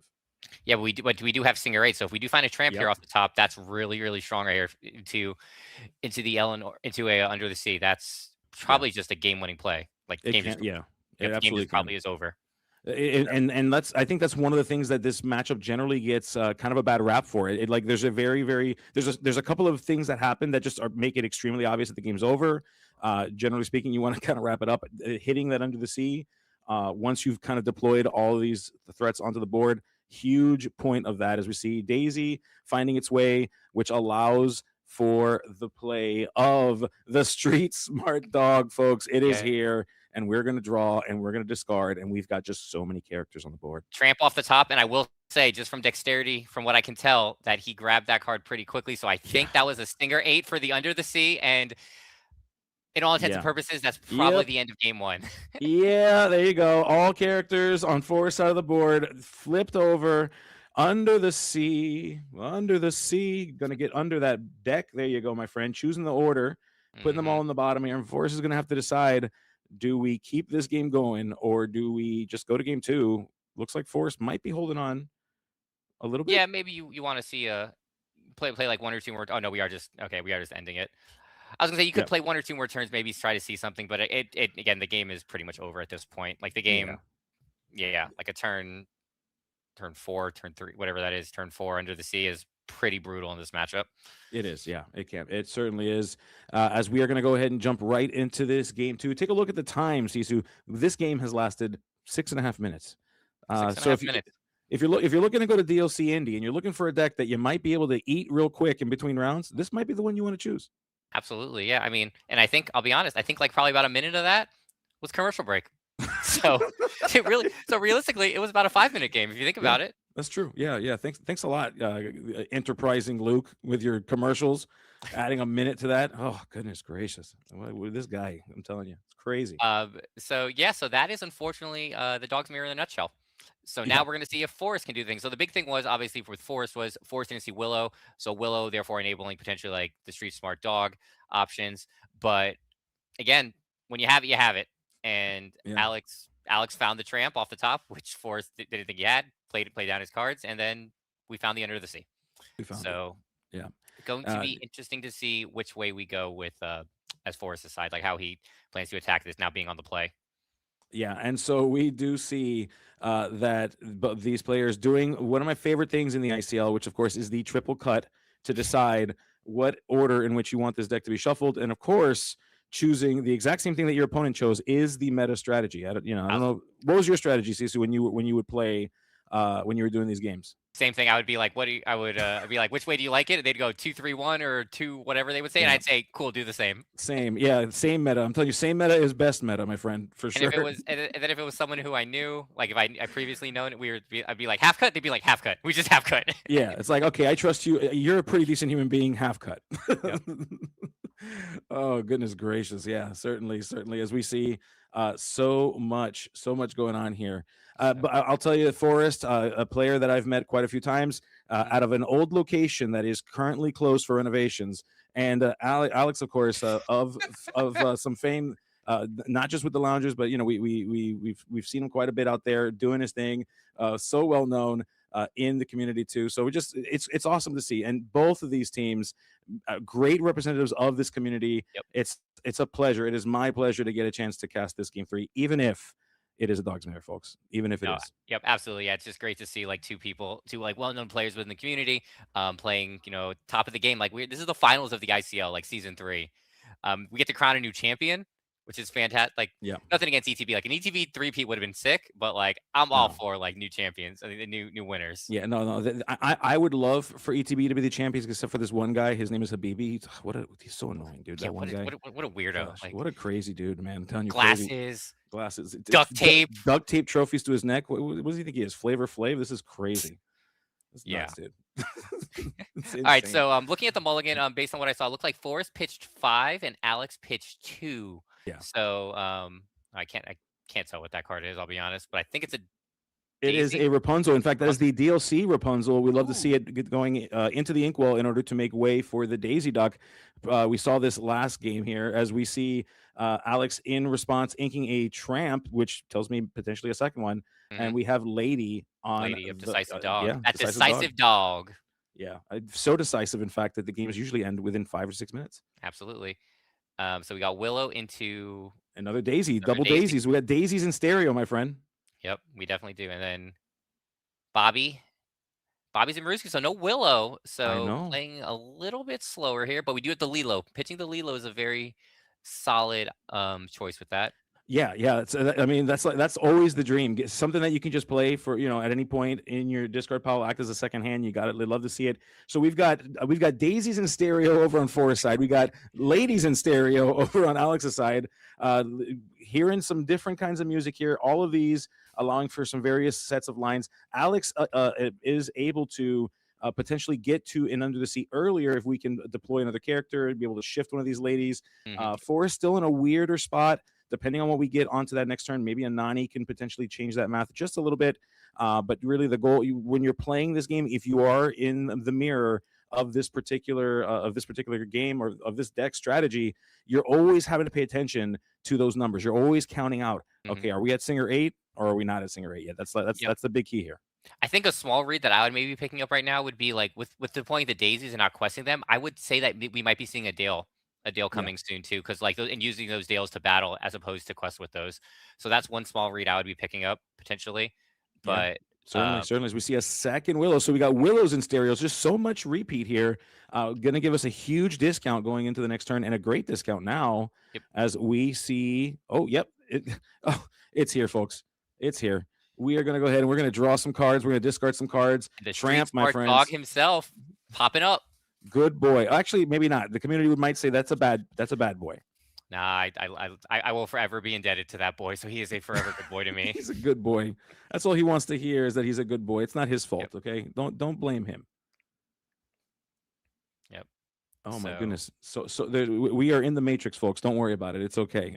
So we see just both players setting themselves up here, getting ready. Forrest, of course, way ahead on the math. Alex gonna have to figure out how do we deal with this? Do we have a means? And we do. We have the Ursula. Do we have it? We do not have the Under the Sea, but folks, that queen is waiting and scary and waiting to be used for the right moment. Mm-hmm. So that's a pretty solid play there. Gonna quest for a lot, play the Eleanor. I mean, because we're essentially questing for 8, getting 9 with the Eleanor next turn. Yeah. So. Yeah, that Eleanor's so big. That's additional card draw. We might be able to find an Under the Sea with that Eleanor. Knowing that we don't have it, though, Alex is probably breathing a little bit better. Alex, having seen the hand, having been able to use that Ursula, saying, okay, I might have a couple turns here. I need to find it. If I have it, which we still don't know necessarily if Alex has it, can we deploy it? Of course, that Ursula does put us in range if we do have the Miss Park Avenue lady. Yep, exactly. So obviously this Eleanor is going to come down for only 2 ink, which is quite a great feeling. I did that multiple times this past weekend. And it is definitely one of the best feelings in the world. Yeah. So, and then she has the best thing. My favorite thing about Eleanor is that there's so much text on her. Yeah, there is so much text. You're not kidding. There's a ton of text on that Eleanor. Lots of things you do. You draw, you deal damage, you get a lore. The text is fantastic on that thing. So we did see a Mowgli, and then we saw a Dale, and I did not see the other card from Alex. So Dale plays potentially coming in next turn. Should be very interesting. Yeah, both players just kind of deciding here, thinking through what needs to happen here. I believe, I don't know if it looks like on my side I'm a little bit frozen, Cecil, so I may need your help a little bit here. Oh, I think we're back. Yep, we're back. Yeah, it's I'm quite pixelated on my side, but I believe I've been making it out. So we do see a Nani coming out here for Alex. A full price Nani, unfortunately, but it's okay. It is what it is. As we decipher. Yeah, so we see both players just kind of pivoting here. This is probably in all honesty, I know it gets a bad rap, but to me, when we're kind of like in this moment, like where we're trying to find the spots, I think this is where the game does become a little bit more interesting. You know, you do have some ways to try to be above the Under the Sea a little bit, maybe try to find those shift ladies, maybe deciding, hey, you know what, I don't want to be as vulnerable to an Under the Sea. So if I can get to that shift lady, if I can play the Nanis, if I can get the Eleanors out, those are a little bit more insulated from an Under the Sea play. Make the Under the Sea feel less powerful on my opponent's side in case I'm not able to find it. I think that's where like the play patterns tend to get a little bit more interesting. That's where a little bit more of the skill expression can be found. I think that probably represents, in all honesty, 15 to 20% of the games. The other 80%, of course, is generally what you'll see. Who finds the Ursula? Who rips into the sea? Who sings it? That's probably closer to like the 80% of these matchups. Yeah, no, for sure. Like, there's a lot of like. Yeah, and I do believe I think we may have lost Sisu there. That's okay. Sisu will be back in Doomsday, Avengers Doomsday, shortly, I promise. But we do see both players just kind of deploying the strategy. It looks like we drew a Rapunzel there, and so we're just setting ourselves up. We're just getting situated, and we are trying our best to get ready to top deck that savage song, the mermaid and all of her fish friends, getting ready to fire up the chorus if we can find it. Whoever finds it first will get the huge advantage here. Absolutely. And then Forrest kind of just putting at this point, you got to kind of put the pedal to the metal. Like, you gotta say, you know what? Here it is. We have to do it. Yeah. Yeah. Name of the game is, hey, if I can get to 20 in 2 turns, then I'm going to put you on some awkward space. And Dale is here taking his shot, has found his way on Alex's side here. Will this change the math up? Of course it will. We've got some characters that it could really matter here. So Alex is now going to have to do a little bit of this challenging math and see, can we knock Forrest off of this potential under the sea sing? Can we punish Forrest for trying to do this a little bit early? We're about to find out. Yep. Yeah. So you're probably obviously we're taking. Yeah, and so both players now here, Alex taking a look at the board, trying to decide how it is that we're going to go about it.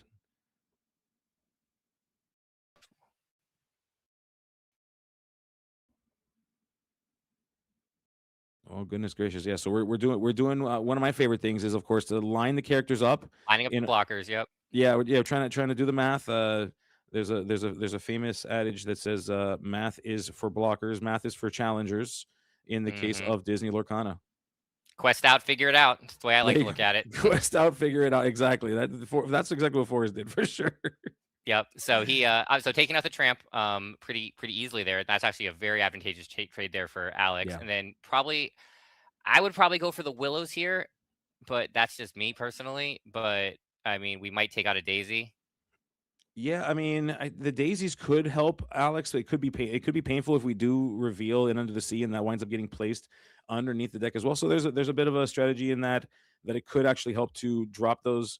Can be tough though. We're gonna see what Alex ultimately decides to do, and of course, Alex making the decisions to move these characters around, send them back into the discard pile, make the math weird, make that Eleanor less powerful, because Alex is unfortunately on the back foot here, trying to recoup.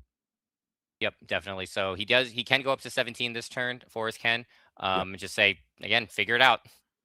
Yeah, that's pretty much where we're at right now. Yeah, just present the clock, make the clock as fast as possible. See if we can keep deploying characters.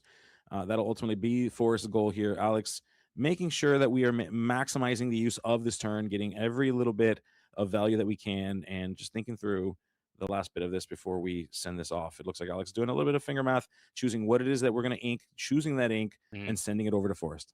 Yep, absolutely. So depending on this draw here, obviously we'll see if he didn't call it a day. Yeah, potentially. We do see that the players are speaking with each other. I think they're trying to figure out some of the math here in terms of where Alex's characters stand and what it is that we need to do to solve for this here. Yep, absolutely. So Forrest definitely having a quick think, just doing some math here as he tries to posture his potentially winning plays. Again, 2 cards in hand, could be anything. Yeah, we do see a character being played here that looks like it's a Bobby. We drew a card, deciding now what it is that we will be discarding here. Yeah, Bobby for free is another great feeling too. Oh yeah, tell me about it. Yeah, free is always good. Disney Lorcana and Life, and then we play a second character that's a little bit off screen for me. It's difficult to tell what that is. I do believe it's a Lilo. I think it is illegal. It's a Lilo, an escape artist Lilo finding its way into onto the table. Yep, absolutely. So now we're pretty much on lost my train of thought. Sorry. We're on under the sea or bust here for Alex. Yeah. Well, even then, I think at this point, yeah, you're 100% right. I think the play here, of course, is we full send it, right? Like we just go in, we quest with all these characters, force Alex into a position where it's have it or don't have it. If we can do that's going to be the trick, though. Will Forrest quest? Is Forrest going to go ahead and turn these characters sideways, thinking about it, deciding, doing the math? This is, folks, for the finals of the ICL. This will keep the additional ink team alive going into a game 3. Forrest does decide to commit to that quest. Should be relatively good for doing so. That's going to send additional ink and Forrest all the way up to, I believe that is 16. Yep, it is 16. And yeah, so Alex now going to have to respond or just say, let's go to game 3. Yep.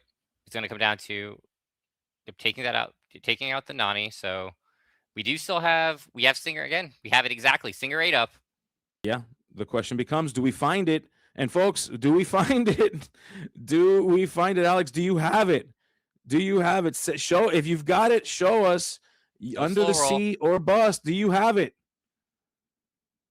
It's gonna be. No, we're turning characters. We're turning ink sideways. I don't know. That's not. What do you got, dude? What do you got? We're playing Rapunzel. We're gonna heal. We're trying to find it, folks. We're trying to find it. This is setting up Tramp. This is a. So do we find it?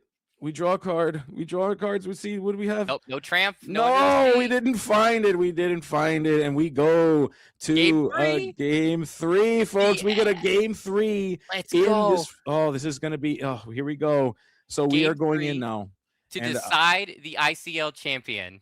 Yes, yes. This is it, Sisu. This is the one. We are here. I am so excited for this right now. Like we saw, that was a great match of like patience by both players. Like Forrest, like setting up his board perfectly. He had the double willows, the double daisies. It's like so easy to see that start and just be like, oh, I'm just gonna quest, and then you're potentially giving your opponent characters, and and then you're giving like offering like poor trades. But then got to a point that Forrest is like, you know what, figure it out. Yeah. I mean, there comes a point where you just have to, you got to do the math. You got to look at the table and say, okay, can I do this regardless of characters on board? Can I do this in 2 turns? And if you can do it in 2 turns, you know what? I'm just going to have to put you on got it, because someone has to go. Someone's going to have to flinch. Either someone finds the under the sea, someone rips the under the sea, or someone flinches is how these games usually operate. It's a weird game of chicken for sure. For 2 decks that want to go fast, when they put them against each other, they both are just like, all right, who blinks first? And it is a very delicate dance.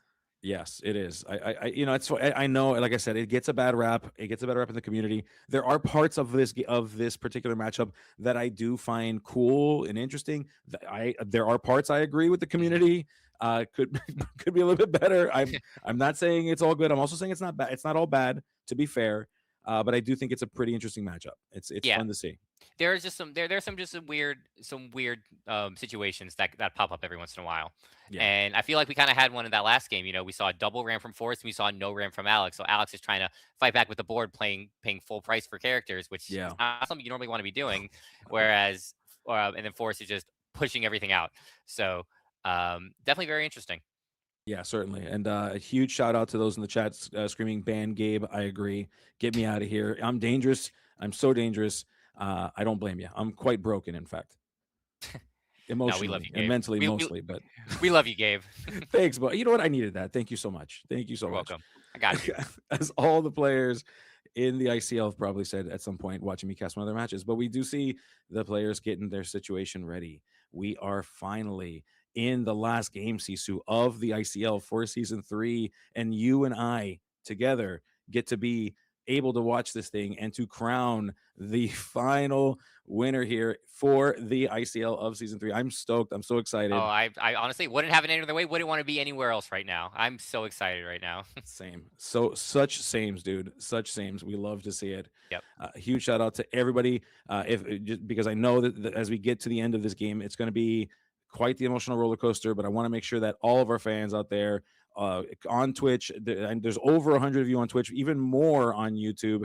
I just want to say thank you for all the love and care that you give to the ICL, for being here, for watching this. In case I don't get to say it later, which I will do my best to try, but I got to say it now if we don't. Yep, absolutely. So, so I saw I think it was 3 from Alex, and then I think Forrest is still deciding on his mulligan right now. Yeah. So we will see. This is going to be it. This is going to be so important. Yep. Looks like 3 as well for Forrest. So that's either they both have similar hands, or they both have 1-drop Willow into a 4-drop. Yeah. So that sounds about right. That sounds, or maybe Alex has a tramp. Alex might have a tramp. Yeah. Oh yeah. Yeah. One or both have a number of tramps, and we'll see if they ink one on turn 1. It usually tells me there's one more at least in hand. Yep. It's funny. It's funny. Like having played the deck for quite a bit now, you see some of the inking decisions. You go, oh, I know what you got. Yep. I see you, friend. I know what you got. It was funny because I think in the finals on Saturday for me, I think I inked a tramp on like turn 1 or turn 2. Yeah. And everyone was like, "Oh yeah, he must have had a second." It was like, "Nope, I just had 6 inkables in my hand." You're like, I'm ink starved. I need this. Yep. This is so important, or I lose. Could you imagine if you just draw a card and pass no ink, ending? Go to game 2 immediately. Instant scoop. I'm playing dogs and I passed on 2. We're cooked. Okay, great. All right, so looks like I think we're ready. Or Alex is maybe contemplating his ink here. Yeah. This is important. This is for all of the marbles, Sisu. All of them. Yep. Not just some of them.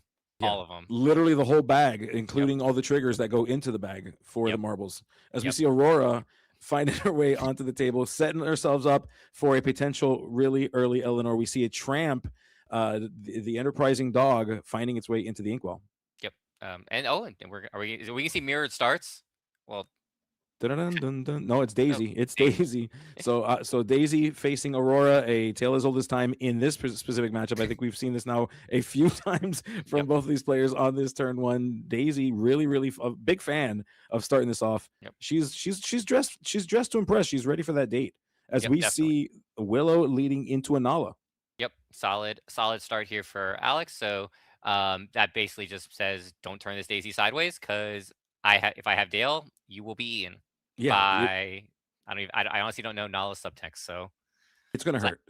Yep, whatever, exactly. whatever. Yeah, I think she's. I'll be honest, she's I played pouncing. Thomas on Saturday because I couldn't find my Nalas, so I was. Oh, see, I thought there was a choice. I thought you were trying to be like edgy or something, playing Nope, like Thomas. I was expecting to see like a Thomas, a Little John, and a Nala in that list. So ideally, I would have done two Nalas, one Little John, one Thomas, but I couldn't find my Nalas, and I just you know what? We're gonna play Thomas's because that's what I could find easily. Oh goodness! And Forrest agrees with Alex, saying, "You know what? I like what you did there. I'm gonna do the same thing. I'm playing my own Willow. I'm playing my own Nala, and we're gonna go ahead and pass it off." So board states looking pretty close to one another. Yep. That Aurora is a little bit more effective, of course. Oh, as we see it being quested, A second Willow. Is this gonna be Ink Eleanor? Is she coming, folks? Is the queen here? Is our diplomat found her way? She has. Yes, the math makes sense. The diplomat is here. She's going to start giving Alex value really early on. Getting card draw this early for Alex is a big deal. Yep, absolutely. Yep, and especially being able to play like the second Willow as well. This means that if this Aurora is not taking care of this turn, we could potentially be playing a second Eleanor for one. Yeah, this is not looking great. Forrest is so behind at this point. This is going to be so terrible if we do not have the ability to answer this. Forrest, you got to have something here. What do you got, buddy? Show us what you got.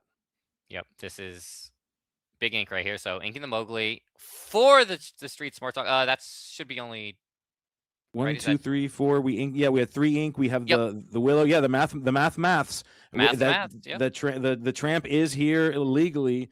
And we are ensuring that by drawing some cards, we're going to discard some cards as well. So Forrest saying, okay, well, we need to see some answers. We need to get solutions quick. And so the question becomes, will Forrest find an answer that can pull him out of this? Or will Eleanor's reign on this board continue going into the following turn? Yep, absolutely. And then it just matters of what Alex's rebuttal is. Obviously, there's no Singer 8 on the board, so we don't have Under the Sea to worry about, but we do have I guess the Willow can challenge, but it would cost it its short little life. But Daisy is a good battler here for sure. Oh yeah. Daisy can put up a good challenge here, can deal with some stuff. And so Forrest now is watching ahead and seeing what it is that we need to do. We do see that there are some decisions being made. We're going to reveal the cards that are being thrown away from the tramp. And ultimately we decided to throw away another tramp, a Nani, and a Daisy. Interesting. Okay. I am interested in what he kept if he got rid of a tramp, unless he hit like 3 tramps or something like that. Right. Yeah, certainly. That could be it. I mean, probably finding answers. Might there be an Under the Sea waiting for us in that hand? Is Forrest hoping that Alex does not have a way to pull that thing out? Potentially, we'll see. That Eleanor, of course, above the strength threshold for the Under the Sea, but still, if you can get rid of 4 characters, that could be a good way to get back in this game. Absolutely. So I'm interested. I think Forrest is deciding if he just quests because he knows the Willow is short for this world, or if we're taking out a character here. Yeah, and we are taking out the Willow. I do agree with that play right there for sure. Yeah, you have to keep Alex in a weird spot. You got to make the math not make sense. Tons of value, as we saw Sisu in that last game, coming from that Willow. We just can't let that happen again for game 3 here. Yep. Not sure what happened. Or did he not pass? Or maybe is there potentially a Lilo in the Discord ball? I see Alex is thinking about it, and then no, or I think maybe Forrest is debating a Nala quest. I think that's the only other thing I could think of. Yeah, you're right, potentially. And but here we are. Alex did go ahead and draw the card, so we are going to go ahead and play that Nala. We're going to take a look at the top 4 cards of the deck, but hopefully choose a 2-cost or less character. Yeah. It is okay. Yep, it is. Yeah, Ursula. I mean, yep. After a tramp like that, that's almost the guaranteed play there. Yeah, it's rough. I think generally speaking, what you'd like to do is to deploy that tramp and get into that Under the Sea when you already have the characters. Okay, so Cecil, you asked and you receive. We see a tramp. We saw that Ursula, we saw that tramp there, and so no under the sea. Did not find one. Not No yet, at under least. the sea. Yep. So we're probably gonna it's a tricky situation here because Yeah. you could. I think you might have to leave. You probably take out the Daisy. Yep. And then quest with the Nala, and then I would honestly probably just leave the Eleanor upright. And Yeah, then I mean, if you can help to do so, for sure. I mean, Yep. it's tough because it's a balance, right? Like you kind of want to stretch out as far as you can. If you're worried about that under the sea showing up, and then you won't Mhm. have the ability to get those 3 characters out, you might have to also just say, you know what, if you got it, you got it. And Yep. Alex choosing the more conservative play, opting to keep that Eleanor around for a little bit longer. Yep. Forrest now is going to try to see if we can figure out finding a way to get that under the sea. Playing Dale. Oh, goodness Gale is a gracious. huge hit right here for Forrest. I'm sorry.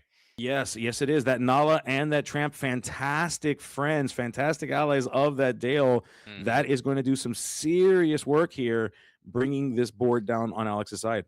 Yep. And so now it's a precarious situation here. Now Alex guarantees needs under the sea. Like he needed it before, like he was fine, but now he definitely needs it. Yeah, might lose a bit of this advantage here. Is currently ahead on the lore count, but that doesn't mean a whole lot when you are watching your board slowly banishing away into the inkwell. We're gonna go ahead and we're gonna play that Rapunzel, draw a card, One. see what we get. That is quite ambitious. I mean, obviously we can take out the. Oh no, we can't. Yeah, no, yeah, we can, but we lose our Eleanor. Yeah. This is a rough spot here for Alex for sure. This would equate to the world's worst trade of all time. Like this, just Absolutely. like in the history of trades, this would be amongst the worst of them that's Yep. ever happened if Alex Absolutely. decided to go for this. So his hand must be just a bunch of weird pieces or something, because to just Rapunzel for 1, that's not exactly that's No. tough. It is, yeah. I mean, that's like it's not even a net positive No. in terms of resources. It's just tough. Oh gosh, so that's an act of desperation. You're trying to find Mhm. stuff. Yeah. Alex, of course, in a weird spot, which is interesting because Alex was in a very commanding space here. That Dale changed the dynamic of this game so Absolutely. drastically, and both players would say pause up. But I mean, do chipmunks have pause? Is that a paw? They might in some form. Maybe a claw. I do wonder what the rest of Alex. Yeah, certainly here. We see. Sorry, His Sisu. hand is. Ugh. We lost you a little bit, Sisu. We lost you. No, for I was just a just little bit. saying. I was just saying this. I didn't know if he had a 1-drop in hand, because if you quest with the Aurora, that you play the Rapunzel for 3, and then you can potentially play another 1-drop, depending on the hand, of course. Yeah, certainly. And Forrest now is going to get another chance. We have these super powered characters. This Nala, this Tramp, just so powerful right now with the help of Dale, who is taking his shot, making sure that his friends take their shots as well. The question becomes, can Forrest continue to claw back some of the control that he's trying to get? A little bit of power that Alex had. Can Forrest do it? Let's see what the plan is here. Yep, definitely. I mean, just to see. I mean, maybe another street smart dog. We're trying to find it, folks. We're trying to find that under the sea. Do we have it, Forrest? Were you able to find it? Does this game shift on its head at this moment or not? We do see 3 cards being thrown away, and that's the fourth. That's Yeah. the fourth Tramp as well. So I'm is. gonna assume that he might have it. Oh goodness Or- gracious! Show it to us, Forrest. Don't slow roll us, buddy. No, just do it. Just do it. Oh, 7. We're going in for the challenge? I don't think we found. I don't think we found it. He found it. I don't think we found it. Oh my goodness, we didn't find it. And we don't have access to it anymore now. No, we got to find it the fairway now, Sisu. We got to draw into We it. gotta draw it. So That's terrible. I got to do it the right way. This is bad. Yep. And obviously we still have Singer 8 on board for Alex. I'm going to assume Alex is going to lose most of his board here, so he might have to do it the old-fashioned way as well. I mean, at this point, we have to. Well, Forrest deciding not to expose that Dale, saying, "Hey, if you've got the Singers, you've got the Singers. You're gonna have the Singers either way. Even if I do dispose of this Nani with these 2 4-cost characters, either way. So you know what? I may as well force you to have it, Alex. That's essentially what Forrest is saying here. Definitely, and I am definitely very excited to see what happens here. Oh my goodness, Alex, what do you got, buddy? Mulling over the decisions to be made here, and just deciding what needs to happen. Let's see. Oof. Yeah, the only thing that would be that'd be good for him right now is if he finds a Dale of his own, and by not playing one immediately, I would assume he does not have one currently. Yeah, I mean, you'd have to think so. We do see 3 ink being turned sideways, deploying a Nani. We're trying to just find things to put onto the table. We're trying to figure out ways to keep presenting threats. Alex is ahead of the lore count and trying to maintain that lead. So we got a Lady Decisive Dog going to the hand here. Yeah, I think I really not sure what way we're angling here for as Alex's hand. His hand has to be a bunch of weird cards that just don't fit together at this point. Yeah, I mean, you know what? Sometimes you got to put the square peg in the round hole and see what comes out on the other side of it. Alex, of course, both players doing a fantastic job of trying to reclaim control of this board. Alex trying to maintain the lead that he has, but this is looking crazy right now. Yep. The thing for Alex is he has such a lore lead right now, obviously being at 10, so he can take a turn off here. He can probably take 1 off. That's the thing. He may not be able to take 2 off, but he can definitely take 1 off. Yeah, as we see a decisive dog finding its way, joining the table here with this Nani. Yep, definitely. So I think Alex is safe to take a turn off. It's gonna feel bad, especially when Forrest potentially quests for a lot more. when he quests. Oh, another decisive. Okay. Listen, you got to do what you got to do. You're just trying to continue to present the ability to deal with the board, and you're trying to present a good math equation here to get to that magic number 20. If we can do so, if we can string together some cards, we might be able to activate the ability of those decisive dogs. That equals 6 right there. So that could win us the game if we can find some ways to activate that. We do see Alex is coming in for some challenges, trying to deal with what we can here. Oh, sorry, my apologies. He challenged with the Yes. Rapunzel, Yeah. and then just to get it up there, and then take it out with the Eleanor. So Bingo. Yep. might probably the last turn we have Eleanor here, which is fine if you're Alex because you got a ton out of it. You drew 4 cards. Yeah. And we're up to 13 lore. So exactly, and it forces Forrest to respond to it, meaning that Forrest cannot commit to any kind of questing here. So keeping Forrest on the back foot, I agree. You're 100% right. So much value already got. Something to note here: the 2 decisive dogs. You play 3 characters, and we have exactly full on board. Yep. Between the Nani, so the math is there. The math is available as we see. Rapunzel coming in, going to get Forrest a ton of value. Did we find it? Did we find it? Oh, did we find it, Forrest? I don't know if we did. I feel like you'd snap that thing. You would snap it. No, no, unfortunately not. We are going to go ahead and challenge with these characters instead. We didn't find it. So we have 5 ink, and you have to play 3 characters. We're going to see if he has it. Oh wait. Oh, I thought he played the Ursula. I'm sorry, Ursula for the Nani. Now, do we have 3 characters to win the game right here for Alex? Oh goodness, here we go. Do we have a chat? What do you think, folks, in the chat? Let us know. Alex doing the math here. We play the Ursula. 2 to C. There Ursula, is no Will, under the Bobby. sea, as you have to imagine. We would have just ripped that thing if we had it, right? Yep. So. All right. Do we have enough? Can we piece together 2 more characters and win this thing? Oh my gosh. Oh, Alex, don't slow roast, dude. Oh man. I don't know if he has it at this point. Oh, I think he might be like he must have a couple 2 drops and uninkables or something. No, he does no, not he have doesn't. it. He doesn't. He had to play the Nani. Was not able to get to the 3 characters. Yeah. Oh man, just trying to get there. And he whiffed on the Nani. No, he didn't find it. What is this? Ariel Spectacular Singer. This is crazy. Look at the bottom 4 cards of your deck. I cannot believe it. This is just an all-time bad beat for Alex right now, unfortunately. Oh, Alex, come on. Let's see what happens here. Both players fighting for this. This fight is not over. Yeah, you almost have to.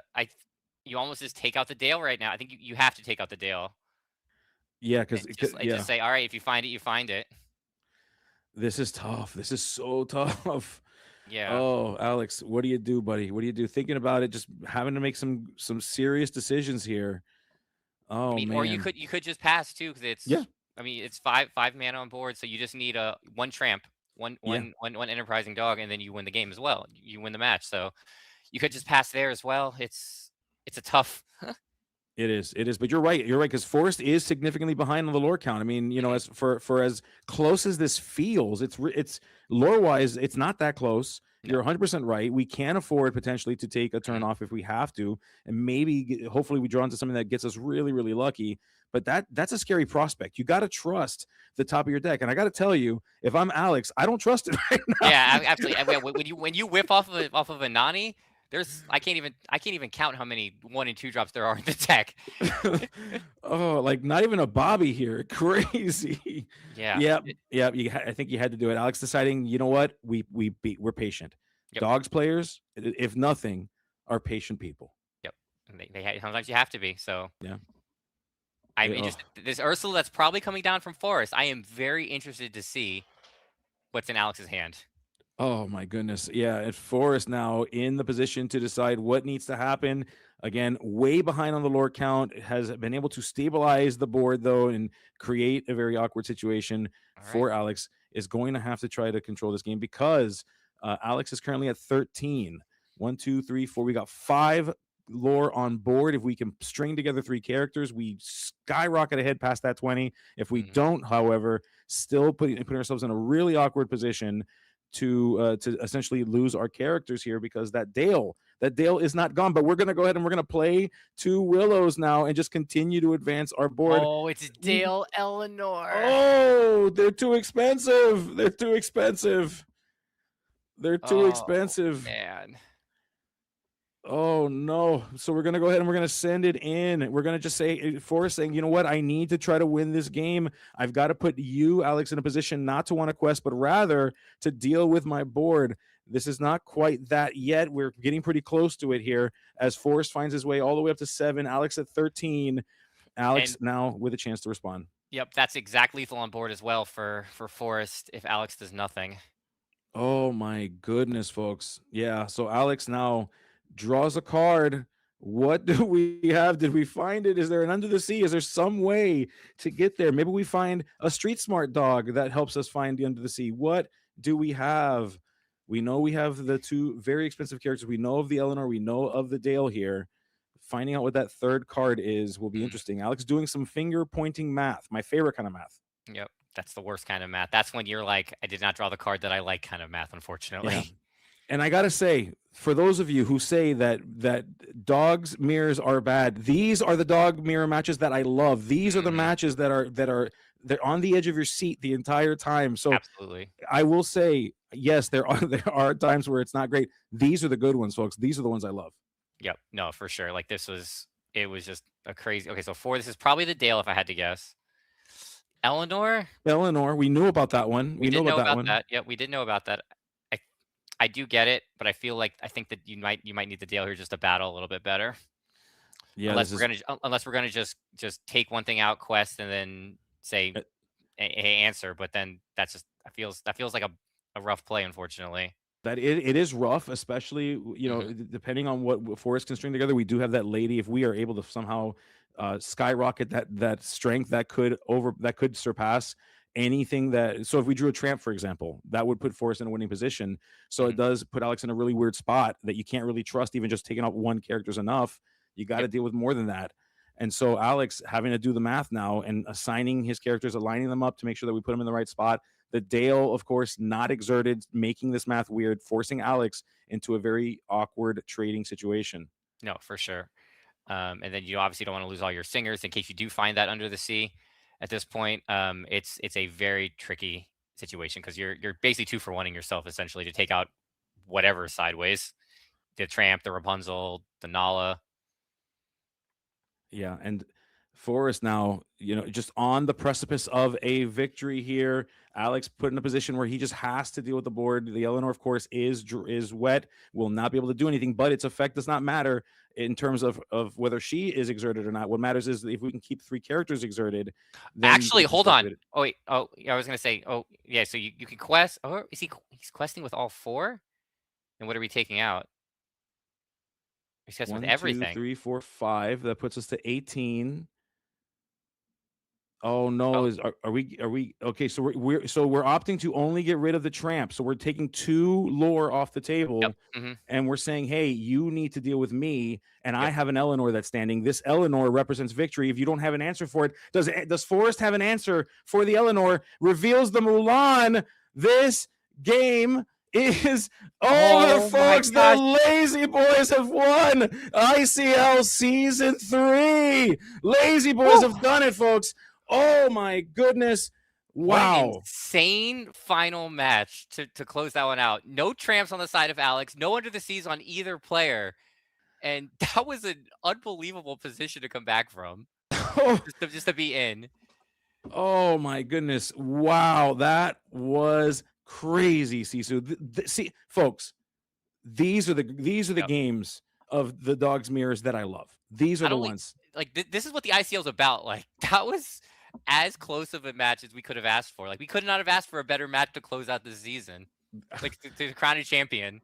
Oh my goodness, yes. This was great, folks.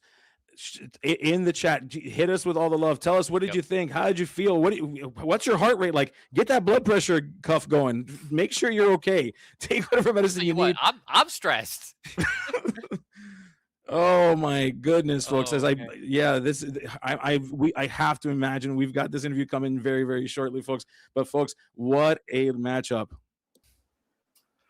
Oh, Alex, buddy, Hoggy, talk to me, buddy. Talk to me about what you're feeling right now, dude. I need a heart rate monitor. I would love to see. Oh, when I passed that last turn, I needed to dodge. I think it was just Tramp 3 or Tramp 2. And that was crazy. First off, congratulations. Thank you. Shout out to the Loungers. Let's go. Shout out The to Lazy the Boys. Lazy Boys take it down, the season 3 champions. But so talk to us about the deck. Like, what was the choice for a little Amber Emerald today? Well, you know, I've been playing it quite a bit, and we really have liked it a lot, and we've really liked it a lot on the play, especially. And so that's why we wanted to go in seat 3. Maybe seat 1's a little predictable. Maybe they pack something that's really good against dogs like Ember Steel. They did. Yep, they did. Yeah. And so we wanted to put it as the the clutcher kick moment for dogs on the play and match 3, and it panned out. Those first 2 games were so one-sided, and me and was it Forrest? It was Forrest. Yep. Yeah. Forrest and I were yapping a little bit during, and we were like, wow, those first 2 games were so one-sided. I hope we're not giving the viewers a bad time. But then that game 3 was so back and forth. It was so intense. You couldn't have drawn it up better. Yep, absolutely. Like that was just, you played it probably picture perfect. Like I'll be honest, like when you watch this back, I couldn't tell that there was 5 damage already on that tramp. So I was like, why is he questing out? I don't get it. It makes no sense. Yeah. It was crazy. But Go ahead. You finish your thought. No, I was just saying, it was like you like walked the line like so good, like so close, like you were tiptoeing the entire time, and it was just a fantastic show. Tried my best, especially neither of us saw Under the Sea that game. Opponent didn't see Eleanor. I didn't see. I don't think I tramped at all. You didn't tramp at all in game 3, and he tramped, and you saw all 4 tramps. All 2 of them. Really was trying to put it away that second to last turn with the Nani, hoping I hit a 1-drop and can just rip it, quest with the ladies, go to 20. But my deck said we're going to make it a little more tense for the viewers. We're going to give them a show.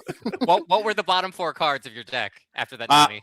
I believe it was 2 Rapunzels, Tramp, and an Eleanor. Oh my gosh. Oh my gosh.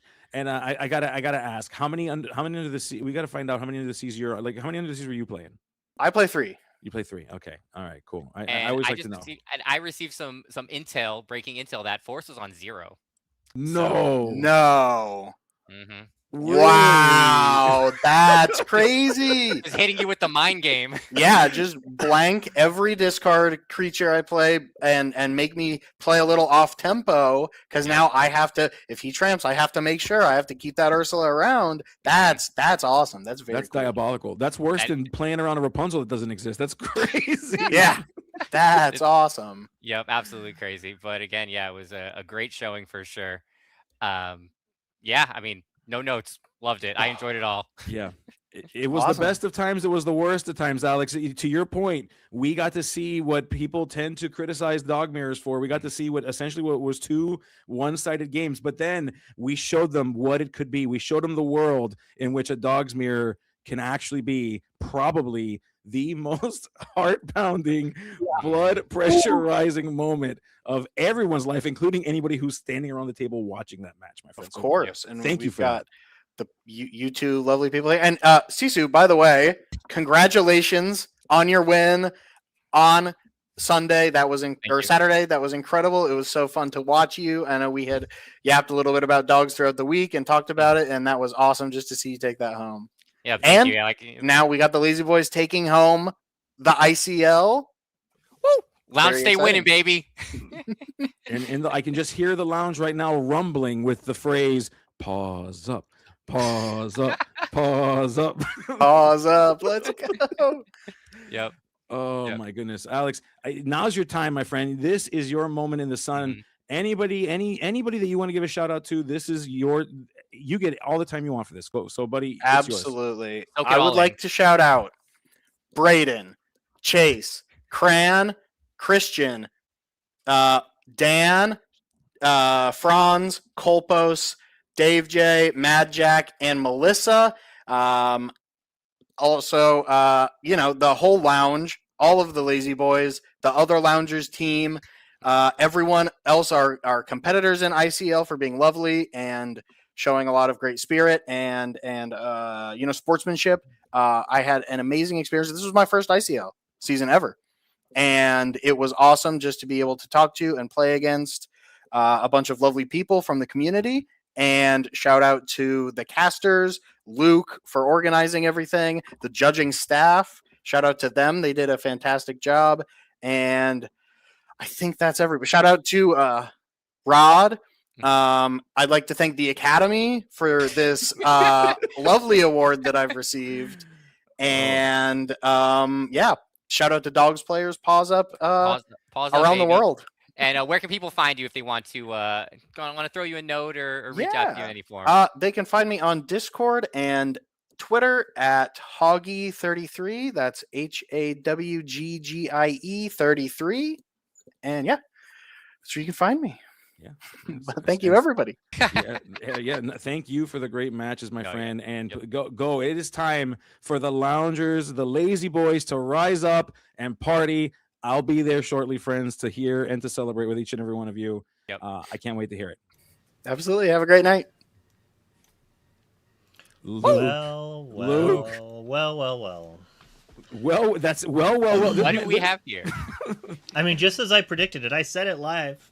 I mean, I had my things reversed. I thought Additional Ink was gonna win the first one and Lounges second, but that flip flopped. But I was right. I mean, no one could claim I said otherwise. That's true. That's true. And there must have been a technical glitch because right before you were going to announce who you thought was going to win the whole thing, something must have happened. Like I thought, Yep. like maybe like an outage or something. I don't know. It was crazy. Obviously, I said nothing because I carry the caster curse, and I wasn't going to let someone blame me for losing again. Absolutely, can't let that happen. I mean, literally, the two games I said would win, the other person won. That's how strong my caster curse is. And just he's like, you know what, game 3? I hope both people have fun. Yeah. You know what? It's a draw, folks. It's gonna be a draw. I don't know how, but it's gonna be a draw. Run it back, best of 5 next week. Oh my goodness, folks! And I am glad to have been here for this. This was so much fun. Same. I enjoyed it a lot. I'm glad both of you were able to join us for the finals match there. I joked with you guys being like, you might not even get a cast. Who knows? It could be a 2-0 one way or the other. But we ended up going to game 3, match 3, which is always like the best for the show. Absolutely. But for those watching at home, we're going to be taking a little bit of a break. We're basically going to start up like a week and a half after Attack on the Vines. We're going to give the players about a week to get cards, and then that's when we're planning on starting. I still have to reach out to a lot of the teams because I'm lazy and bad at my job to iron everything out. But we've kind of got like a structure of what we're going for. Some of our favorite teams might not be returning this season due to various reasons. I mean, that always can happen, but we're adding a few more new teams, and we're swapping up how the divisions are going. We might have up to 4 divisions playing every other week, so that way players get more of a break, a little bit better for that. And it'll give more of a spotlight for every team to hopefully see more stream time. No, for That sure. sounds fantastic. Sounds Cannot great. I'm wait. looking forward to it. Can't wait. It's gonna Yeah, be a lot of fun. and we're gonna see if the Lazy Boys are gonna be able to defend their title. They're gonna have to do it 2 more times if they want to break a record. Yep, they Yeah. are. Yeah, They definitely are. But hey, it seems like they might be up for the challenge. That was a great performance by them, nonetheless. It was. But again, just but can't. so much fun. But of course, additional link too, though. I think being one of they were lower seed and just winning Yeah. on the draw. 3 rounds on the draw. That's nothing to sneeze at either, though. Right? It was. Yeah. Very impressive. Very impressive for a rookie year to boot.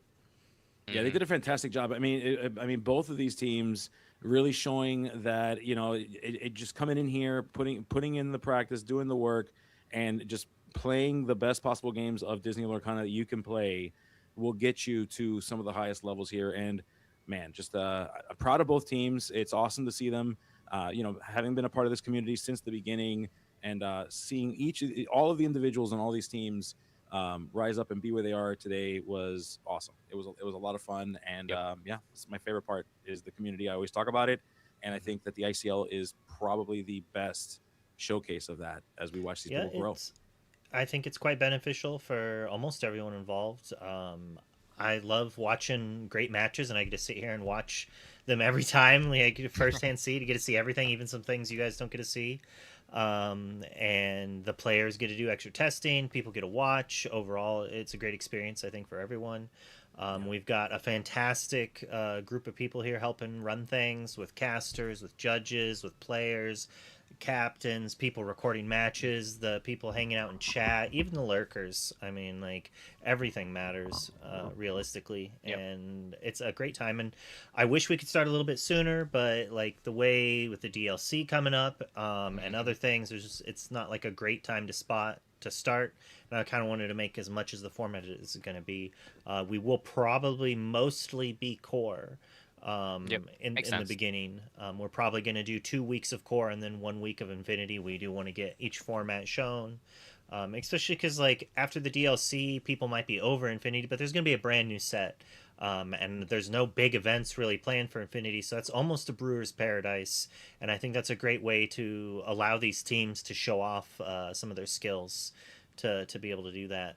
And overall, I think it'll be a great time. I can't wait, but it's not going to be for about a month and a half. And hopefully, you're watching all these matches. You got to see some gameplays. What are you going to do when you don't draw under the sea or your opponent doesn't draw under the sea? Well, this was a great example of maybe how to maneuver through that. And maybe that'll help you win a couple matches at the DLC you wouldn't have gotten otherwise. No, absolutely. Yeah. I mean, Indy's what, a week and a half away now. So, I mean, maybe hopefully people found some new intel or new lines that they saw that maybe they didn't see before, especially from like a very intricate matchup like the Dog's Mirror. So yeah, don't exert your Dales. I mean, don't exert your Dales. An important lesson. Yeah. Most of the time,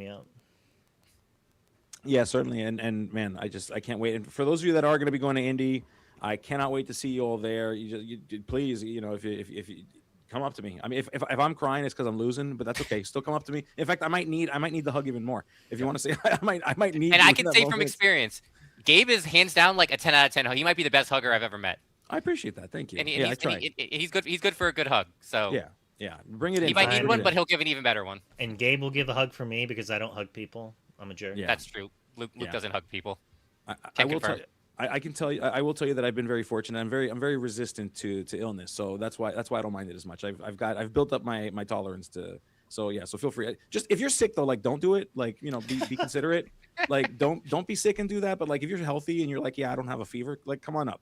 Give me a high five if you're comfortable with that. Handshake if you're comfortable with that. Just a fist tap. Whatever you're comfortable with. That's what I want to do. But feel free, come up, say hi. And I can't wait to hang out with you. I thought I had a great immune system until my kids started coming home with whatever what I said. Diseases at the school, like the sickness at the school. It's the like worst. I was never sick for like years and years, and then I'm like getting sick every other month. Ugh. The first month that my daughter was in daycare, when she was like 4 or 5 months old, I was sick for 2 months straight. I was like, what the heck is this? What's wrong with me? Oh my god, yeah, no, I'm always the one in the house, like everyone's sick, and then I'm the one helping everybody recover, and I just never catch it. Like I'm in every room where everyone's coughing and sneezing, and I just don't catch it. If I get sick, it's like bad, but like that happens once every few years. It's like the most rare thing. So I'm very fortunate. That's very, good. Very fortunate. Yeah. I wish. Thankfully. I miss that. I miss those days. Yeah. You gotta drink milk. The days where as soon as school started is the best part. When you get to drop them off at school, go home and go back to bed. Oh yeah. As a yeah, stay-at-home parent, that's the life. You literally go from like waking up and working until bedtime to having like a 7-hour break. It's fantastic. Yeah. Shout out to schools. Shout out to the school system. Yeah. For sure. Yeah. Well, Luke, buddy, thank you again for everything that you do for the ICL. I know you hate it when we do this, but I gotta give you all the love in the world. Thank you for putting this thing on. Thank you for doing all the work that you do. There's so much work that happens in the background. People just don't understand the amount of work that goes into it. What you do is very thankless, except that everyone thanks you every week. But I still, you got to hear it because it's praise true. me some more, please. And, please praise me. We love you, buddy. We like in all seriousness, great job on this one. And thank you for allowing me the pleasure of being a main caster of the ICL for this season 3. I was extremely honored to do it, and I'm happy to be back if you're happy to have me. If I haven't scared you enough with coming close to saying bad words or anything, then I'm happy to be back. Well, I mean, you've done a fantastic job of proving the reasons why I invited you to do that in the first place. Fantastic job. And Sisu, also fantastic. Not as good as Gabe, but still pretty good. Pretty good. It's okay. No, like I said, thank you for having me. Gabe is great with color, and I'm great with more of the analytical stuff. So I feel like me and Gabe work well together. Oh yeah, I love casting with Sisu. I feel like I can nerd out on like the casting stuff, but I love casting with you, Sisu. You do a great job, buddy. Thank you, and you as well. I love just being a part of it. Like whether I'm playing, whether I'm watching or casting, I love just being a part of the ICL. And we like having you here, but we're gonna raid somebody. And, let's go. Yeah.